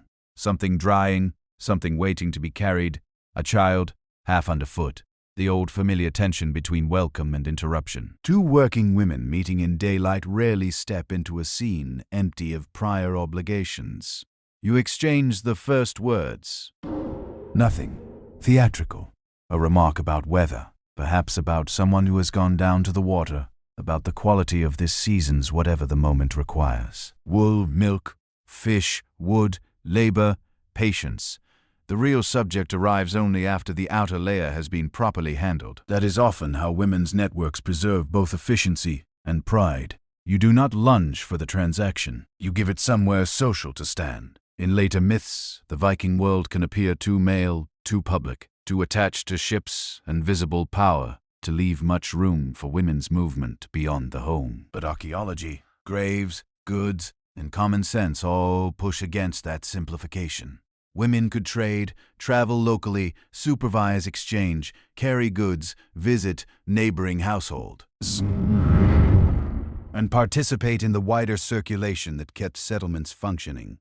Not all women equally, not in every region or status group in the same way, yet enough that the old image of total domestic confinement will not hold. You feel the truth most clearly here, not in any grand declaration, but in the ordinary competence of the meeting itself. A skein is examined, a dairy product judged, a question asked about whether more can be spared. Next week someone mentions that another household farther off has heard news from traders, and at once the world seems larger than the path under your shoes. Not abstractly larger, tangibly larger. Goods, rumors, marriages, seasonal shortages, metalwork, cloth, ship movement, kin disputes. They all travel, and women often help carry them. A child tugs at the other woman's sleeve and is gently moved aside without breaking the flow of exchange. You find yourself almost grateful for the matter-of-factness of it all. There is relief in being read as capable by another woman who understands exactly what capability costs. And as the conversation deepens, becoming at once more practical and more alive, you can feel the day opening outward beyond the long house walls. The household still anchors you. It always will. But here, on this damp path between working homes, with goods in your hands and memory doing half the bargaining, you step into another truth of Viking daily life. A woman may belong to a house without belonging only to it. By the time the exchange is underway, it is no longer clear where practical business ends and social knowledge begins. That is the real market, if one may call it that. Not merely goods changing hands, but judgments, memories, warnings, opportunities, and obligations moving with them. A woman who steps out from her own household carries more than dairy, yarn, cloth, or a request. She carries her household. D's steadiness. She brings its reliability into view, and in return she gathers the kind of information no chest can store neatly. The other woman turns the cloth in her hands with that swift, silent expertise working people recognize in one another. She does not praise it too quickly. Praise too quickly, and one risks sounding foolish or eager. Instead, she tests weight, weave, soundness, whether it will endure use or only look respectable for a short while. You do the same with what she offers. No offense is taken. This is respect in its plainest form, assuming the other person knows enough to judge honestly. A child hovers nearby, listening to words half understood and patterns fully absorbed. Children learn exchange long before they learn terms for it. They learn that favors travel, that memory matters, that a promise does not vanish because the day becomes busy, that people who seem friendly can still count sharply, and people who count sharply can still be trusted. You ask after a man from another settlement, who is expected to arrive with goods, and has not yet appeared. The answer comes with a shrug that is more informed than careless. Weather delay. Perhaps he went first to a different landing place. Perhaps his goods were poorer than hoped and needed hiding behind excuses. The tone is dry. The meaning is not. This is how news arrives here. Incomplete, practical, shaped by those who handled it before it reached you. Women's conversations often preserve that ambiguity better than public boasting does. They leave room for uncertainty, because uncertainty is usually what life offers. A little farther off, two younger people move sacks or baskets between buildings, watched by an older man who contributes less labor than opinion. The scene lasts only a few moments, but it tells its own story about work, age, and who gets to supervise with clean hands. You notice it, and so does the woman with you. Neither of you comments directly. A glance is enough. That glance is enough. That glance matters. For all the formal weight men may carry in law, inheritance, assembly, and feud, much of the texture of real daily life still passes through women observing one another and the world around them. Who is coping? Who is short on stores? Who is treating a daughter well? Which household is growing careless? Whose son drinks too hard? Whose animals look thin? Which marriage seems sound from a distance and strained up close? This is not idle gossip in its emptiest form. It is social intelligence, sometimes unkind, often necessary. You shift the bundle in your arms and speak of the men who left earlier. The woman nods without surprise. Of course they did. Men leave, boats go, roads pull, fish move, trade calls. The whole North is threaded through with absences. She asks not sentimentally whether you have enough hands left for what remains. That is the right question. Not, are you worried, though worry exists. Not, do you miss them, though perhaps you do. But do you have enough hands? In that one question sits the practical heart of the matter. You answer honestly, though not dramatically. Enough for now. More or less, we will manage. This kind of understatement is one of the oldest forms of courage. The exchange is settled at last with no flourish. One thing for another, a promise for later, a note of who owes what. Not written down, because the ledger is shared memory, and the cost of forgetting is reputation. In worlds like this, trust is rarely pure feeling. It is repeated proof. The woman you deal with may be warm to you. Warm to you deal with may be warm to you, may even like you. But trust grows because goods arrive when promised, because measures are fair enough, because one household does not pretend not to remember what the other provided in winter. Before you leave, the talk drifts once more beyond objects and into rumor. Someone has heard of traders bringing foreign goods farther along the coast. Someone else has heard of trouble in the district inland. A possible marriage, a dispute, a shortage, a lucky season for some, and not for others. The wider Viking world begins to flicker around the edges of the conversation, not as a saga, but as fragments carried home in practical voices. That perhaps is how large worlds are really experienced by most people, not through epic perspective, but through bits of cloth, changed prices, delayed arrivals, and the look on another woman's face when she says things are harder this year than last. When you finally turn back toward your own path, what you carry is a little heavier than what you brought. Not only in goods, you carry revised expectations, a better sense of the season, a fresh awareness of who is steady, who is stretched, and who may soon need something they will be too proud to ask for directly. You carry the strange comfort of having stood for a little while in another woman's work, shadow, and being understood there without ceremony. And as your feet find the familiar ruts and boards again, you feel more clearly than before that a Viking woman's world is not made only of the tasks inside her own walls. It is made also of crossings between households, of exchange thick with memory, of small negotiations through which the settlement holds together. The path home is the same as the path out, but you do not walk it with the same knowledge. By the time you return, the light has begun its slow turn toward evening, and the children feel it before anyone else. Adults measure late day by shadows, unfinished tasks, the cooling air, the distance still left between now and sleep. Children measure it by something more immediate. Their patience frays, their hunger reappears in a new shape. Small injuries become tragedies. Questions multiply. A quiet room can turn wild in a handful of breaths if no one catches the mood early enough. You feel that shift the moment you step back inside.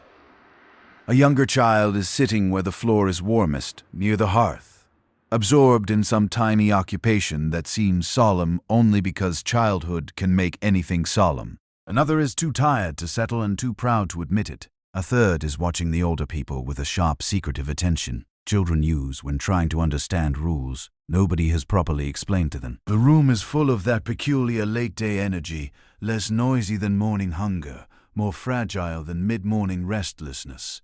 You set your bundle down and begin sorting what has come back with you. But your attention keeps moving toward the children, even while your hands stay with the goods. That is how much of child-rearing works here. Not as a separate sacred task set apart from labor, but braided through labor so completely that the two are almost impossible to untangle. A woman teaches while stirring, while mending, while walking, while checking stores, while calming one child and correcting another. Care and instruction travel in the same motions. The older child asks what you brought, not because the answer matters so much, but because returned objects mean the wider world has touched the household and come back carrying clues. You show only what can be shown. A little cloth, something exchanged, nothing exciting enough to turn the evening into begging or boasting. Still, the child studies each thing as though it might reveal how adulthood works. In a sense, it does. Adults return with burdens, obligations, and measured gain. Children see only the object first. The meaning comes later. One of the younger ones has gotten hold of a spindle whorl and is treating it as a toy until you take it away before it chips or vanishes. There is disappointment, naturally. And then the brief injustice all children know when a grown person removes delight in the name of practical sense.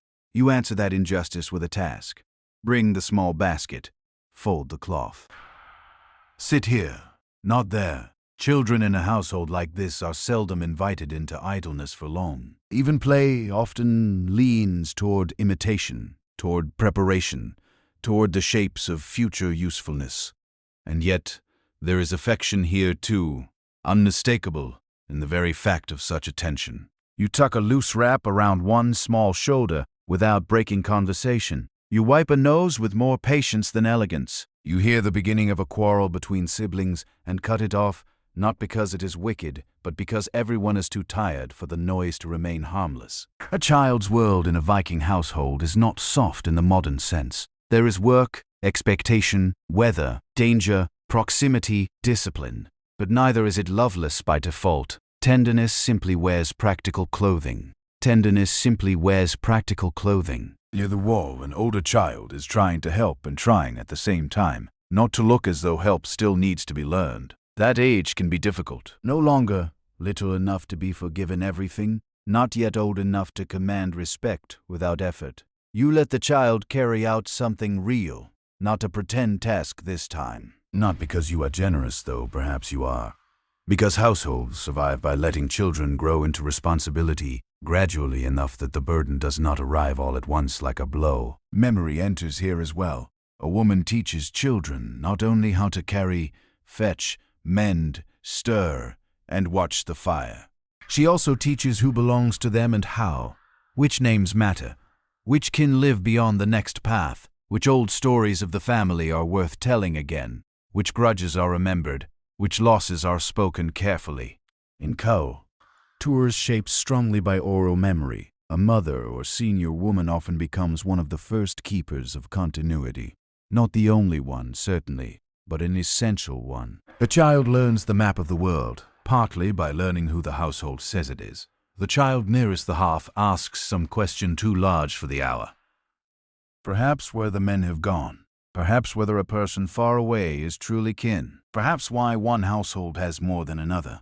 These are evening questions, the kind that rise when work slows enough for curiosity to find a gap. You answer simply, not falsely simple, just enough. That is another old skill. Children must be given the world in pieces they can carry. Too much truth at once crushes. Too little leaves them foolish. Outside, the air has thinned into that colder clarity, which means night will not take long once it commits itself. Inside, the children are beginning to gather closer to the center of warmth, drawn by fire, tiredness, and the half-unconscious instinct to move toward protection as the light fades, and as you watch them, correcting one, trusting another, soothing a third, already measuring what they will need. Before sleep, you understand how much of a Viking woman's day stretches forward into the future through children's bodies and habits. You are not only keeping them alive until morning, You are helping shape what kind of adults this hard world will one day receive from your hands. As the evening deepens, the children begin to drift towards stories without ever quite asking for them outright. That, too, is a habit of shared houses. No one announces that it is now time for instructional memory. The day simply softens at the edges. Hands continue working, but more slowly. The seam can be mended while a voice speaks. Wool can be teased apart while a child leans closer. A bowl can be scraped clean while names from before the child's birth are spoken again into the room, as if the dead, the absent, and the distant all remain loosely seated among the living, so long as someone keeps saying who they were. You settle near the fire with enough work in your lap to make the moment feel earned. That matters. Too much stillness can make children restless, as if the room itself has slipped out of order. But work paired with speech creates a steadier kind of attention. The youngest 1 inch closer, until a knee presses against your side. Another lies half-curled under a wrap, pretending not to listen and listening to every word. The older child keeps trying to look beyond stories now, as though already suspicious that childhood can be escaped by expression alone. You begin with something small. Not a grand tale of kings or the loud sort of saga later centuries love best, but the kind of household memory that teaches, while seeming merely to recall who lived at the next farm before winter took him. Which aunt was known for never wasting cloth? Why a certain chest is treated carefully? How one summer the fish came late, and everyone learned the difference between wanting and having. These are not heroic stories in the polished sense, but they are the ones that tell a child what this world rewards, what it punishes, what it remembers. In cultures like this, where writing does not carry the whole burden of memory, women's voices inside the home become part of how continuity survives. A child may hear law and reputation discussed among men, hear boasts, bargains, kin claims, and public history shaped elsewhere. But the inner map of daily belonging is often taught by women. Who your people are, what kind of people they are supposed to be, and what kind of shame or pride attaches to ordinary choices. The youngest interrupts with a question that bends the whole room slightly toward laughter. Not because the question is foolish, but because children always reach for the literal edge of things. If an uncle once got lost in fog, did the fog choose him? If grandmother hid a better loaf from greedy hands, was that stealing? If a woman from another farm came back to her own kin, was her old bed still waiting? Children have a talent for stepping directly onto the joints of adult truth. You answer carefully. Carefully, because children deserve honesty, but not the full cold weight of it before sleep. So you let humor take some of the strain. The fog chooses no one. A hidden loaf is not theft if it keeps winter from becoming foolish. A bed may wait, or it may have to be made new. The room accepts these answers because they are near enough to truth, to hold, and gentle enough not to bruise. One of the older women adds a line of her own from across the room, dry as ever, and the children look toward her as if a carved figure had suddenly spoken. That is another part of education here. Wisdom does not always arrive wrapped in softness. Sometimes it comes in short sentences that sound almost severe and live in the mind for years afterward. The fire lowers a little. Someone adjusts a log. Sparks rise and vanish. Outside, the wind touches the walls and moves on. Inside, the children grow heavier with sleep in the way children do. Not all at once, but in visible stages. The questions slow. The hands stop fidgeting. One child leans harder than before. Another gives in and rests her head against folded wool. You continue speaking, more softly now. At this hour, instruction changes its form. It is no longer only about tasks or manners or usefulness. It is about making the world seem coherent enough for children to rest inside it. Not harmless. No parent in a Viking household could honestly promise that. But coherent, named, held together by kin, memory, caution, and the repeated assurance that someone older has seen hard things before and still knows how evening is supposed to sound. That may be one of the most intimate duties a woman carries. Not simply feeding or clothing children, vital as those are, but giving shape to uncertainty so it does not devour them too early. The world outside the walls contains cold, absence, bad luck, hard men, shifting alliances, poor harvests, dangerous water, and every other old trouble. Yet the child nearest the fire need not be handed all of that raw. Yet the child nearest the fire need not be handed all of that raw. It can be filtered first through story rhythm, naming, and the calm presence of someone whose hands are still busy even while her voice makes order. By the time the last anecdote trails off, the room has become quieter than anyone consciously intended. A younger child is asleep. The older one is near enough to it not to deny, even if still awake, softened around you. The longhouse feels for a brief and precious stretch, less like a machine of labor than like a circle of breath and shadow held together by memory. And as you look down at the small faces turned toward warmth, toward kin, toward sleep, you feel one of the gentlest truths of this life settle into place. A Viking woman does not only raise children through discipline and work. She raises them through atmosphere, through repetition, through stories that teach them who they are before the harsher parts of the world try to answer first. As the children settle, and the room loosens its grip on the day, attention turns almost without announcement to bodies again. Not in the blunt way of mourning when clothing must be fastened and tasks begun before the fire is fully recovered. Evening asks for a gentler kind of order. Dirt noticed now that haste has eased, hair retied, hands rinsed, faces wiped, a comb found and passed, clothing shaken, checked, hung where smoke and warmth may do what they can. The house, after spending the day enduring work, begins preparing itself to look human again. You sit near the better light and take up the comb once more. It catches faintly in your hair, tugging out the day. Smoke, wool dust, a little sweat dried at the roots. Perhaps a strand of hay or fleece you had not noticed until now. The feeling is oddly satisfying, not luxurious exactly, but restorative. A body that has been used all day becomes legible to itself again through these small acts. That matters more than people later often understand. Too many modern fantasies treat the Viking world as if roughness were a virtue in itself, as though grind proved authenticity and neglect proved toughness. But the evidence points somewhere more interesting. Combs are common finds, tweezers, ear spoons, razors, washing habits, concern for appearance. None of this belongs to a people indifferent to grooming. They lived in demanding conditions, yes, but they were not blind to presentation. Yes, but they were not blind to presentation. Cleanliness and self-respect were not foreign ideas washed away by weather. Across the room, another woman is doing much the same with a child whose eyelids are already threatening sleep. The child submits with theatrical suffering, as children do when being made presentable for no audience they can appreciate. You almost smile. Every era has its little domestic indignities. You set the comb aside briefly and pour a little water into a basin. Not enough to be generous. Water has weight. Water has to be carried. Water answers to labor before it answers to comfort. But enough for hands, perhaps the face, perhaps the parts of the skin most marked by soot and the day's contact with work. You dip the cloth, wring it, and feel the coolness strike the fingers first, then the face. The sensation wakes you while also softening something in you.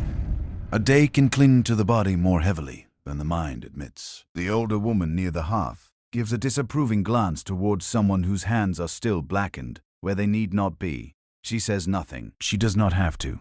In close households, standards can be enforced by silence as effectively as by scolding. There is dignity in not looking neglected. There is also social meaning in it. Clean hair, ordered clothing, a face not entirely claimed by smoke or grease. These are not trivial vanities. These are not trivial vanities. They affect how others read your household, your competence, your marriage prospects, if you are young, your seriousness if you are not. You smooth the cloth over your wrists, and think of how strange it is that cleanliness must be worked toward in a world so shaped by mud, soot, animal life, cold and crowded quarters. Strange, but not contradictory. That is true of many things here. A hard world does not prevent people from caring about neatness. Sometimes it deepens the desire. The more life exposes you to mess and weather, the more meaningful small restoration becomes. A combed head, a fresh apron, a clean pair of hands before eating or sleeping. Even the great stereotype of Vikings as universally filthy collapses under the weight of ordinary objects. People do not make and carry grooming tools for amusement alone. A younger woman asks where the smaller comb has gone. You answer without looking because of course you know. It was set near the chest after the last use. Not there? Then beneath the folded cloth, where someone placed it absent-mindedly and trusted memory to do the rest. It is found. Another small domestic near-disaster, averted before it becomes irritation. The room is full of such moments now. A sleeve brushed, a loose braid redone, a child's face wiped with more firmness than grace, a bit of linen checked, brooches loosened, shoes pulled off, and set where they can dry, rather than sour. None of this would seem worthy of saga, yet together they reveal something the louder stories of history often miss. People wanted to end the day as people, not merely as workers collapsed where they fell. You lift the comb again and draw it through your hair more slowly this time. The firelight catches the motion. So does the gaze of the younger girl nearby, who watches not because combing is rare, but because womanhood is learned through repetition. How to care for the body without wasting precious things. How to preserve appearance without pretending labor does not exist. How to remain orderly in a world always trying to undo order by nightfall. These too are lessons. And as the room gradually turns from work toward rest, you can feel another quiet truth taking shape. Grooming in a Viking household is not a separate luxury added after real life is done. It is part of real life, part of dignity, part of how a woman restores the self that the day has spent.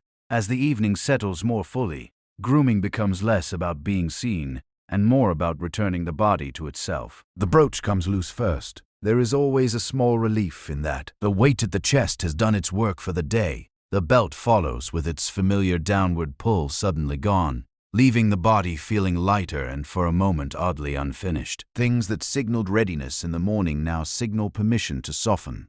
Not abandon order entirely. This house never allows that, but loosen it enough for night. You fold each piece with the care of someone who knows clothing has a longer memory than people often do. A badly placed garment wrinkles, stretches, picks up damp, or vanishes under the feet of those who wake first. A well-kept one meets you more kindly in the morning. Even at day's end, tomorrow is already being prepared. Near the hearth, one of the older women has taken up a smaller blade and is mining away a stubborn loose thread from a cuff. Another cleans beneath a fingernail with a narrow-minded focus tired people bring to tiny repairs. Across the room, a child is having ears wiped with the exaggerated misery reserved for chores that feel both intimate and unnecessary. The room would be comical if it were not so familiar. You rinse your hands again. The water is cooler now against the skin, and the sensation sends a little wakefulness up the arms. Suit lifts, dust loosens. The fine residue of wool, ash, milk, earth, and tools goes reluctantly, leaving behind hands that still look worked, but no longer look entirely claimed by the day. That distinction matters. No one here expects softness, untouched by labor, but there is comfort in not carrying every trace of effort into sleep. A younger girl is still watching how the women around her manage these last rituals. She watches who folds and who tosses, who checks seams even now and who leaves such things to tomorrow, who wipes the child's face properly, despite complaint, who lets a comb pass without first clearing the teeth. These small habits become character in the eyes of a household, not because anyone delivers a sermon on neatness, but because repetition turns preference into reputation, turns preference into reputation. A careless girl becomes in time a careless woman in other people's mouths. A careful one earns a steadier future, long before anyone says so directly. That can sound harsh. Often it is. Yet it is also one reason such households remain observant about appearance, even in hard conditions. Orderliness is read as capacity. Cleanliness within the limits of water, season, and work becomes a sign not merely of taste, but of self-command. Outside, darkness has deepened enough that the doorway now frames mostly blackness with a thinning border of late light. Inside, the fire carries the visual burden of the room. It lays gold on shea, X copper on hair, and shadow into every fold of hanging cloth. In this light, even the most ordinary gestures begin to seem intimate. A woman unwinding her braid, another rubbing a child's feet dry, a hand checking the dryness of shoes set near warmth. The room, so public all day, becomes private by degrees without ever truly becoming private at all. You shake out the outer garment once before setting it aside. A faint smell rises from it. Smoke, cold air, animal warmth, the outdoors, the house itself. It is strange how much of a place can cling to cloth. Tomorrow it will go on your body again, carrying some trace of tonight into another round of work. Nothing here is fully separate. Rest prepares labor. Labor stains rest. Care lives in both directions. The older woman nearest the hearth says something brief about washing when one can, because people notice when one does not. The remark is dry, almost offhand, but it lands with the force of shared truth. People did notice. Viking Age societies were not blind to smell, odor, or presentation merely because life was rugged. A cared-for appearance could shape attraction, respectability, and social standing. Even in the archaeology, the persistence of grooming tools argues against the lazy old image of indifference. You draw the comb one last time through your hair and begin braiding it more loosely for the night. The movement slows you. So does the fire. So does the hush falling over the children. The house is not yet asleep, but it has stopped pushing outward. It gathers inward now toward warmth, toward habit, toward the repetitive mercies that make another day possible. And perhaps that is the deepest comfort hidden in these small evening rituals. They do not erase hardship. They do not deny the coarseness of work or the uncertainty beyond the walls, but they restore proportion. They remind each person in the room, they are not only hands for labor or bodies for endurance. They are human beings who prefer clean faces to dirty ones, combed hair to tangled hair, mended cloth to frayed cloth, and a little order before darkness fully takes the house. So when you finally set the comb aside and let your shoulders sink, what settles over you is not vanity satisfied, but something quieter and more durable. The day has used you. These careful motions help give you back. By the time the children are nearly asleep and the room has softened into firelight and low voices, the older habits of belief begin to show themselves, not as spectacle, not as the kind of dramatic ritual later ages like to paint onto every shadowed room. Belief here is usually quieter than that, more woven into daily caution, inherited gesture, remembered words, things done because they have always been done, and because nobody with sense feels eager to test what happens if they are not. A woman living in this world does not divide life neatly into ordinary tasks on one side and the sacred on the other. The two keep brushing against each other all day. You feel it now in the way one object is set down more carefully than another, in the little pause before a threshold is crossed, in the lowered voice when certain possibilities are named, in the half-joking warning given to a child not to speak too boldly of things unseen once darkness has settled. The room itself invites such thoughts. Firelight narrows the world and deepens what remains. The rafters disappear, upward into dimness. The edges of the house become less certain. Wind touches the outer wall like a hand testing it. The ordinary tools of daylight, spindle, pot, comb, chest, cup, seem changed without changing at all. Night does that. It does not make people foolish, but it does remind them that much of life depends on forces no hand can hold steady forever. Weather, illness, fertility, luck, return, death, the moods of men, the moods of the sea, the harvest, the hidden shape of winter. A woman near the hearth murmurs something over a task so small it might not deserve words, except that the words are not for the task alone. Perhaps it is habit, perhaps blessing, perhaps only an old phrase spoken because the room feels more orderly when it is spoken. In Viking Age life, religion, and ritual were not always grand public performances. Much of belief lived domestically in seasonal practice, in household caution, in offerings, in memory, in the sense that prosperity and disaster were never entirely human-made. You adjust something near the fire, a pot, a cloth, a piece of wood, and think of how often women likely stood close to these smaller thresholds between safety and danger. Food spoils or keeps. Children thrive or fail. Men leave, and return, or do not. Animals birth, well or badly. Stores endure, winter or thin, too early. And because so much remains uncertain, people build patterns around uncertainty. Some are practical and visible, others lean toward the sacred. A woman might watch omens without calling them omens. She might note a run of bad luck without pretending it means nothing. She might remember which season brought sorrow, which feast brought relief, which old custom is still followed, not because everyone can explain it, but because history often survives first as habit. Across the Norse world, women appear in the surviving record not only as household workers, wives and mothers, but sometimes also in relation to ritual knowledge and spiritual authority. Later texts and archaeological hints make the picture complicated, never neat. One must be careful. Not every woman was a Velva. Not every household act was a ceremony. Yet it would also be wrong to imagine spiritual life as belonging only to male spaces. Women, lapped carry belief through the home, through memory, through the practical and emotional management of uncertain lives. The child nearest the fire shifts in sleep and mutters once. Someone draws a wrap more firmly over small shoulders. No one speaks for a few moments after that.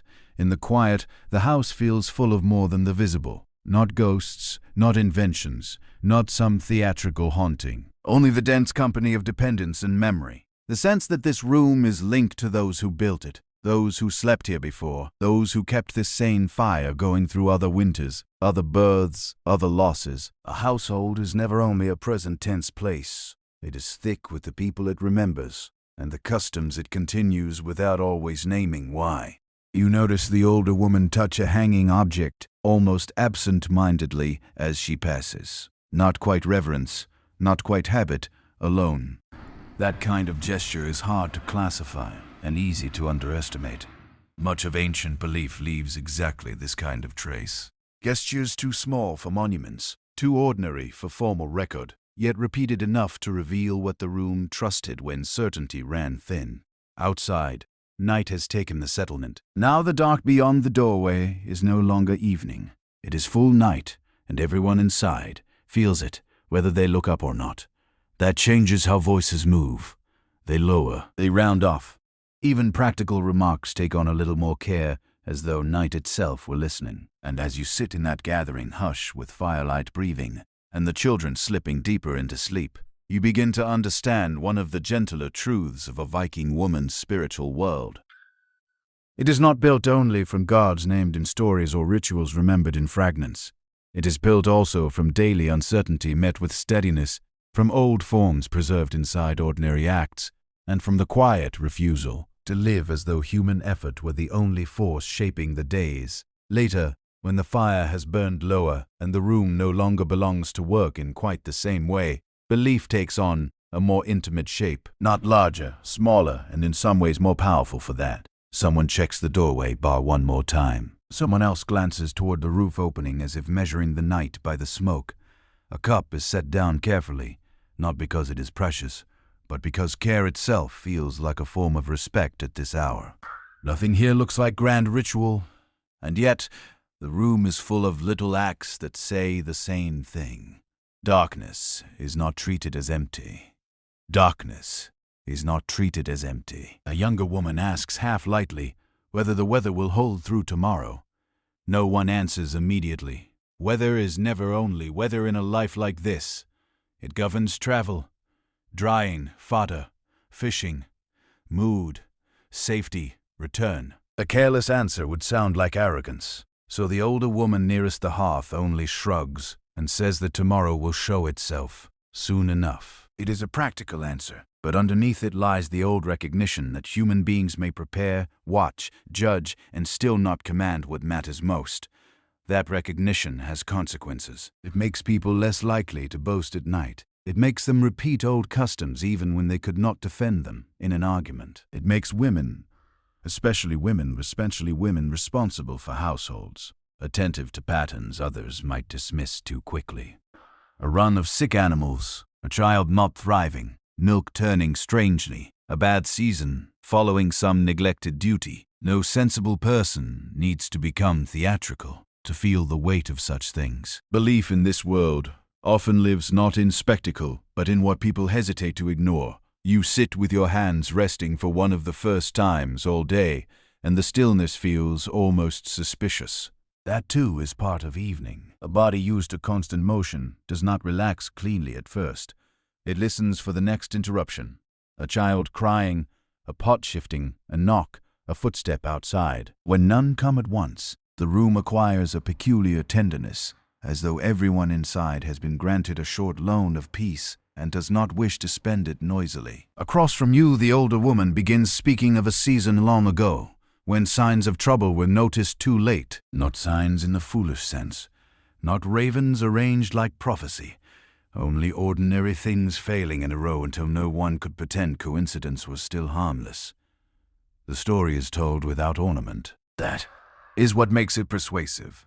She remembers who dismissed concern, who paid attention, who kept stores better than the others, who thought luck alone would carry them. By the time she finishes, the lesson has taken shape, without ever being announced as a lesson. The world gives warnings, but not in forms that flatter human pride. A woman responsible for a house learns to live close to such warnings. She notices the tone of the animals, the change in the wind, the feel of grain between finger and thumb, the uneasy silence of a child, the unsettling run of small mishaps that may mean nothing, and may mean the season is turning against the household. Whether one calls that practical wisdom, spiritual caution, or simply old experience hardly matters in the moment. The result is the same. She lives attentively. She cannot afford not to. This is why belief and daily management are so difficult to separate in the Viking world. A woman may keep a house through labor, but she also keeps it through interpretation. She reads weather, temper, timing, luck, memory, and inherited custom together, because real life does not present these categories separately. The same hand that checks the fire may also repeat a phrase passed down from older woman on. The same woman who judges whether a store jar has spoiled may also feel that certain times of year ask for more care, more restraint, more observance than others. That is not foolishness. It is what life often becomes when survival depends on respect for what cannot be fully controlled. The fire shifts. A red seam opens in the wood and closes again. Somewhere beyond the wall, a dog barks once, then stops. The room listens without admitting it, is listening. Then slowly, as nothing worse follows, everyone returns to the quiet business of night. A wrap adjusted, a cup moved aside, a child lifted just enough to settle more deeply into sleep. The sacred, if it is here, does not arrive like thunder. It lives in this merging of caution, memory, reverence, fatigue, and repetition. It lives in the way women sustain a household, not only with food and cloth, but with atmosphere. An atmosphere in which the unseen is neither mocked nor indulged, only given its proper place at the edge of the known. And as you sit there in the dimming warmth, feeling the day finally loosen its hold without quite releasing you, you understand that a Viking woman's spiritual world is not separate from the ordinary world at all. It is the ordinary world. Listen to more carefully. By deep evening, when the fire has steadied into a lower, more dependable glow, the room begins revealing what hardship really looks like when nobody is performing it. Not heroism, not the bright, noisy struggle that later stories admire because it can be seen from a distance. Hardship in a household like this is quieter.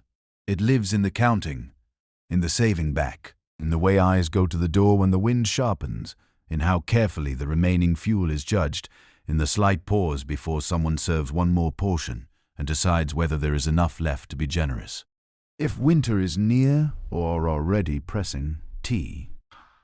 Every ordinary action acquires a second meaning. Not just what is needed now, but what can still be spared later. You feel that shift in the room tonight. The food is simpler than anyone would wish if wishes governed anything. The warmth, though welcome, does not travel evenly. Near the fire there is relief. At the edges of the room, cold waits with patience. A draft finds its way along the floor. Someone pulls a wrap tighter, without comment. Another shifts nearer the center, but tries not to look as if they are claiming privilege. Even comfort is negotiated here. This is one of the hardest truths to keep honest in telling. A Viking household could know abundance at times, skill, beauty, slaughter, strong social bonds, even a certain rough prosperity. But it could also live one poor season away from strain. The farther north, the harsher the climate, the thinner the margin, the more clearly daily life became a conversation with scarcity. Not constant starvation, as crude fantasy sometimes suggests, more often a continual awareness that plenty is temporary and misjudgment has a long memory. You bend near the stores again, checking not because anything has changed since earlier, but because evening makes people count differently. By firelight, stores look both more reassuring and more fragile. A chest seems solid until you imagine the months ahead. A hanging piece of preserved food looks sufficient until you begin dividing it across days, across mouths, across illness, across bad weather, across the possibility that the men return late or not at all. This is what endurance often is. Not stoic posing, but arithmetic performed under emotional pressure. The older woman says little, though. You can tell from the way she handles things that she is counting, too. Women who have seen more winters do that. They touch an object and feel not only what it is, but how long it must last. A younger person may see a stack. An older one sees a calendar, made of hunger avoided or invited. Near the hearth, a child half wakes and asks, drowsily for more. The answer is gentle, but no. That no contains the whole season. Children do not understand rationing as morality. They experience it as denial, and perhaps that is merciful. Let them feel the unfairness before they learn the fear. Still, even a refusal given softly leaves a mark on the room. It reminds everyone that care is not always sweetness. Sometimes care is measured with holding. Sometimes love sounds like enough. Outside, wind moves more insistently along the walls now, and you hear the house respond with small wooden sighs. Timber shifts. Thatch or turf answers the weather in its own language. The entire structure seems to remind you that shelter is not an idea. It is a maintained achievement. A weak seam in the roof, a gap left untended, insufficient fuel, wet bedding, spoiled stores. Any one of these can turn discomfort into genuine danger. Once cold settles in for real, you draw a blanket more securely over the sleeping children and notice how thin the line is between tenderness and strategy. Keep them warm, keep them from waking, keep them from burning more energy than they need. Keep the household quiet enough that sleep can do part of the work food cannot. Hard seasons teach people to think this way without ever saying so out loud. Across the north, women carried a large share of that hidden burden. They preserved food, watched stores, managed textile work, controlled household flow, cared for the vulnerable, and often absorbed the emotional weather of scarcity before others named it. Men might meet danger outside in visible forms. Women often met it indoors in slower ones. Thinning provisions, tired children, anxious elders. The impossible task of making everyone feel secure when certain tea is not available to distribute. No one in the room gives a speech about resilience. They simply go on. A seam is mended. A bowl is scraped clean. Ash is adjusted. Fuel is saved where it can be saved. Someone says something dry enough to draw the faintest laugh, because even strain becomes easier to carry when not every sentence admits how much it weighs. That may be another form of endurance, refusing to let difficulty turn the whole house solemn. You sit back for a moment and let the fire warm your hands again, though not for long. Already you are thinking ahead to morning, to what remains, to how the next day will have to be shaped if this season is to be met without disgrace or panic. And as the longhouse settles around you under the pressure of dark and weather and limited stores, you come closer to the real emotional texture of a Viking woman's life in hard times. Not grand suffering, not dramatic collapse, but the long discipline of making enough feel like enough and doing it so calmly that the others can still sleep. Later still, when most of the room has gone quiet, hardship takes on its most private form. Not hunger exactly, though. Hunger may be near. Not cold exactly, though the cold remains. What settles in now is fatigue, the kind that does not arrive as drama, but as a slow stealing away of brightness from everything familiar. A woman can endure a great deal in motion. There is dignity in tasks, in lifting, stirring, mending, checking, deciding. Action keeps fear from spreading too far into thought.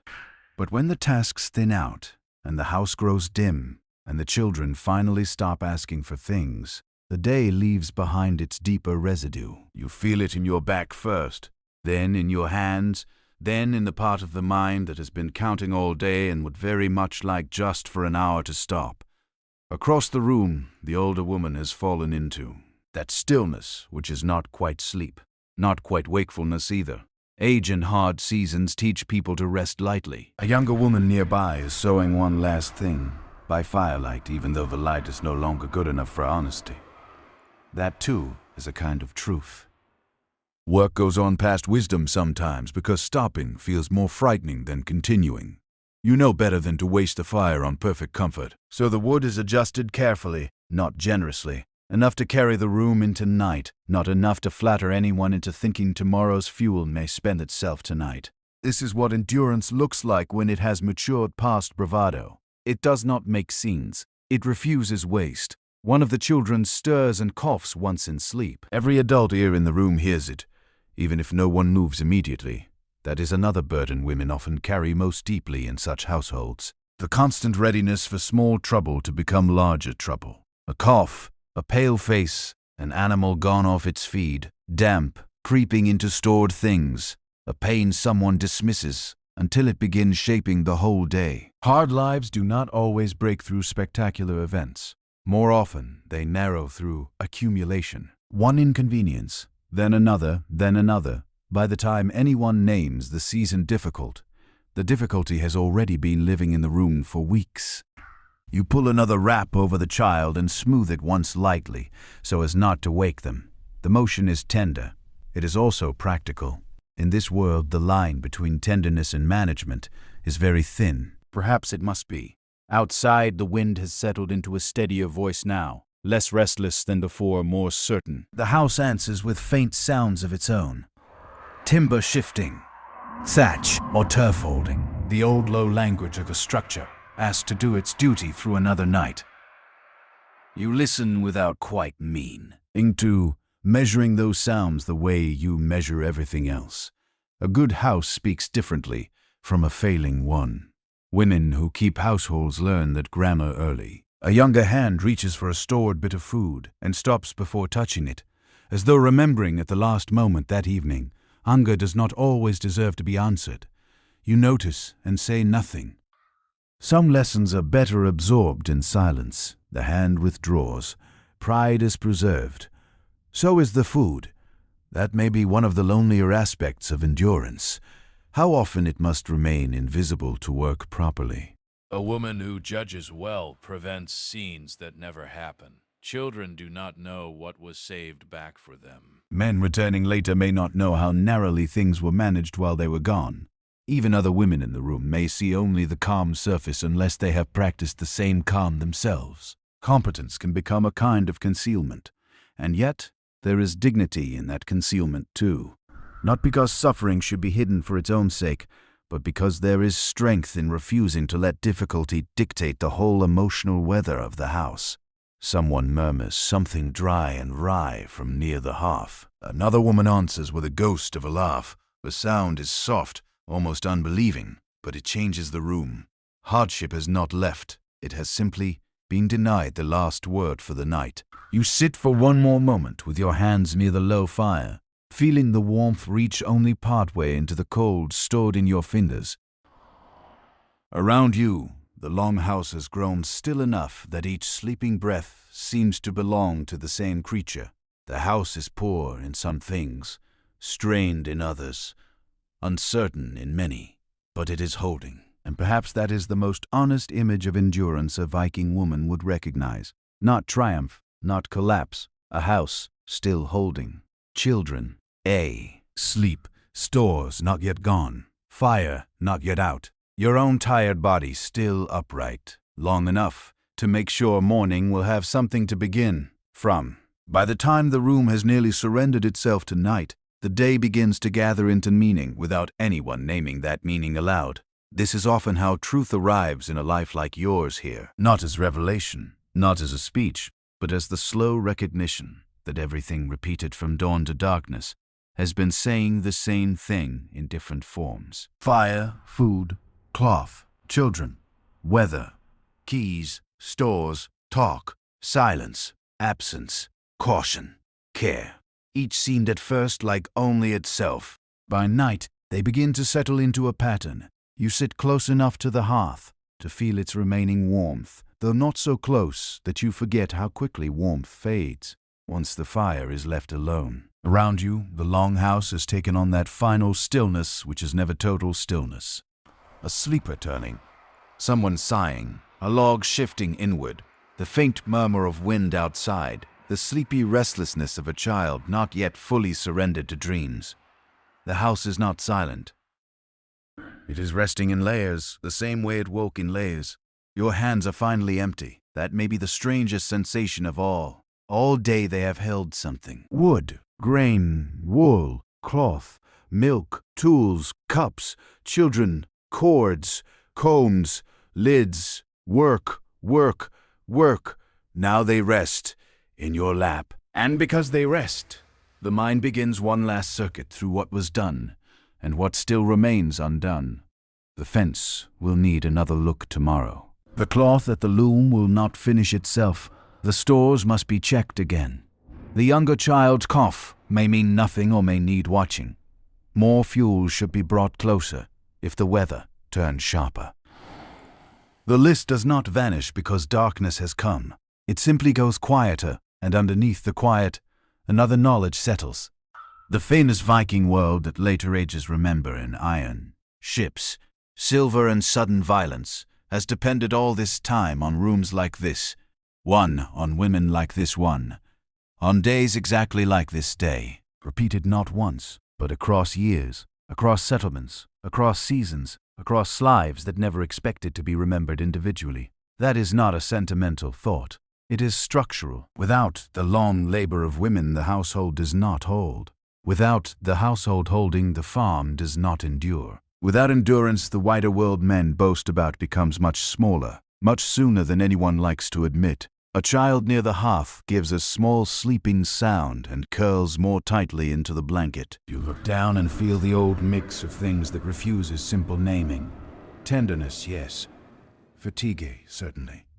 Responsibility so constant it no longer feels like a separate burden. Only like the shape of your own existence. You have fed, measured, carried, corrected, repaired, judged, soothed, watched, exchanged, remembered, and prepared. None of it would look extraordinary from outside. That may be exactly why it matters so much. Across the room in the low light, the older woman's face seems carved almost out of shadow and ember glow. You can imagine suddenly how many nights like this she has already seen. How many winters counted through? How many children watched? How many children watched? How many small domestic disasters prevented before they could become stories? There is something almost sobering in that thought. A woman's life here is not built from one grand turning point. It is built from accumulation, 1,000 acts of steadiness shaping what everyone else later mistakes for normal life. Outside, the dark lies thick over the settlement. Boats, paths, fences, neighboring roofs, all of it has vanished into the same blackness. But inside this house, the day has left traces everywhere, in the folded cloth, in the rinsed bowls, in the better-tied bundle, in the drying shoes, in the lowered voices, in the sleeping children who have been carried, corrected, and fed through another difficult ordinary day. You begin to understand now what daily life for a Viking woman truly is. Not saga on the scale of monuments. Something both smaller and more essential. A life lived in constant negotiation with necessity, but not reduced by it. A life constrained by family, season, labor, custom, and male authority, and yet still full of competence, judgment, influence, memory, and forms of power that do not need to announce themselves loudly to be real. A life in which dignity is made, not granted. A life in which survival is collective, but often organized through a woman's private discipline. Before dawn and after dark, the fire lowers again, and the room seems to breathe with it. You do not need anyone to explain the lesson now. You have been inside it all day. Now, at the far end of the day, when even the watchfulness in your body has begun to dim, the house feels less like a building than like a record. Everything here has been touched by labor, and nearly all of that labor carries your imprint somewhere inside it. The fire did not hold by accident. The meal did not arrive by accident. The cloth did not improve itself. The children did not drift towards sleep by some gentle law of nature alone. The tools were found, the stores measured, the questions answered, the moods managed, the tasks remembered, the absence absorbed, the small tensions prevented from souring into larger ones. None of it was spectacular. That is precisely what makes it so easy for history to underestimate and so necessary to bring close again. You sit very still and let the room settle around you. The warmth at the hearth is thinner now, enough to comfort the face where the edges of the body already remember the cold. The long house holds the smells of the day in softened form. Smoke, wool, old wood, damp, leather, cooked grain, animal warmth carried in from outside, the faint clean trace left by rinsed hands and wiped faces. These are not noble smells in the language of poetry, but they are the smells of a world kept going somewhere in the dark beyond the walls. The larger Viking Age still exists. Ships on black water, traders on difficult roads, men testing luck, alliances shifting, weather deciding the terms of tomorrow. Yet from where you are now, all of that seems almost secondary. Not unreal, only dependent. Its motion outward rests on this inward steadiness, more than it would ever care to confess. That may be the profound lesson hidden inside ordinary life. The center of a society is not always where that society chooses to put its glory. Sometimes the center is here, where a woman sits after everyone else has nearly gone to sleep, feeling the ache in her back and the roughness in her hands, while mentally bridging one day to the next. Sometimes history is held together, not by those who make the loudest mark, but by those who prevent things from falling apart in the first place. A Viking woman may not stand at the center of every formal power. She may not command the law in a man's voice, or sail under her own name in most stories that survive. But inside the daily fabric of life, she is everywhere, in order and memory, in preservation, in timing, in continuity itself. You look once more across the room. A child breathes evenly under wool. An older woman has finally slipped fully into sleep. A cup sits where it should. A garment waits for morning. The embers pulse low and red. Not dramatic, just dependable. Even now the room is teaching the same truth it has been teaching since before dawn. Endurance is made of small things, tended faithfully. And perhaps that is why this life feels both narrow and immense at once. Narrow because so much of it is bounded by need, season, duty, kin, and the endless repetition of necessary work. Immense because within those bounds live judgment, patience, tenderness, strategy, dignity, grief, wit, discipline, memory, and the difficult art of making a shared life possible. There is nothing minor about that, even if it often goes unnamed. If you listen closely enough, the whole day has been a long answer to a question no one in the room ever phrased directly. What is daily life for a Viking woman? It is waking first. It is carrying authority in forms that may look domestic from outside and feel foundational from within. It is being read by others and learning to read them back. It is labor that warms, feeds, clothes, remembers, repairs, anticipates, and restrains. It is living within limits without becoming only a victim of them. It is finding room for tenderness without ever being permitted much illusion. It is understanding that survival is practical, but never merely practical. And as the fire sinks lower still, you feel how completely this day is answered, not only with facts, but with atmosphere. Not only with duties, but with the emotional weather of a real life lived close to necessity. The world you have entered is not simple, not romantic in the foolish sense, not uniformly harsh, not secretly modern, not reducible to myth. It is human. That may be the truest thing that can be said. You lower your gaze. The house is holding for tonight. That is enough. The embers settle deeper into themselves. and the room seems to breathe more slowly with them. Nothing new is required now. No more carrying, no more counting, no more explaining. Only the soft, familiar work of night, finishing what the day began. Around you, wool warms sleeping shoulders. Timber keeps out day, dark as best it can. The air smells of smoke and rest and the faint remains of all that was done properly, enough to let everyone sleep. And that may be the quietest wisdom this lost world offers. Most lives are not remembered because they were loud. They matter because they were sustaining, because someone rose before light, because someone noticed what was running low, because someone fed others before eating fully herself, because someone mended what would otherwise have split, soothed what would otherwise have sharpened, and carried a household through another ordinary day that only looks ordinary from a distance. To live as a Viking woman was not to inhabit a legend. It was to inhabit a structure of work, kinship, risk, care, and endurance, and to shape that structure from within, day after day, often without ceremony, often without praise, but not without importance. The power in such a life was rarely theatrical. It was steadier than that, quieter, closer to the fire, closer to the hand that remembers where everything is kept and how long it must last. So as the long house dims and the night at last gathers everyone into its darker shelter, you are left with something calmer than admiration and deeper than pity.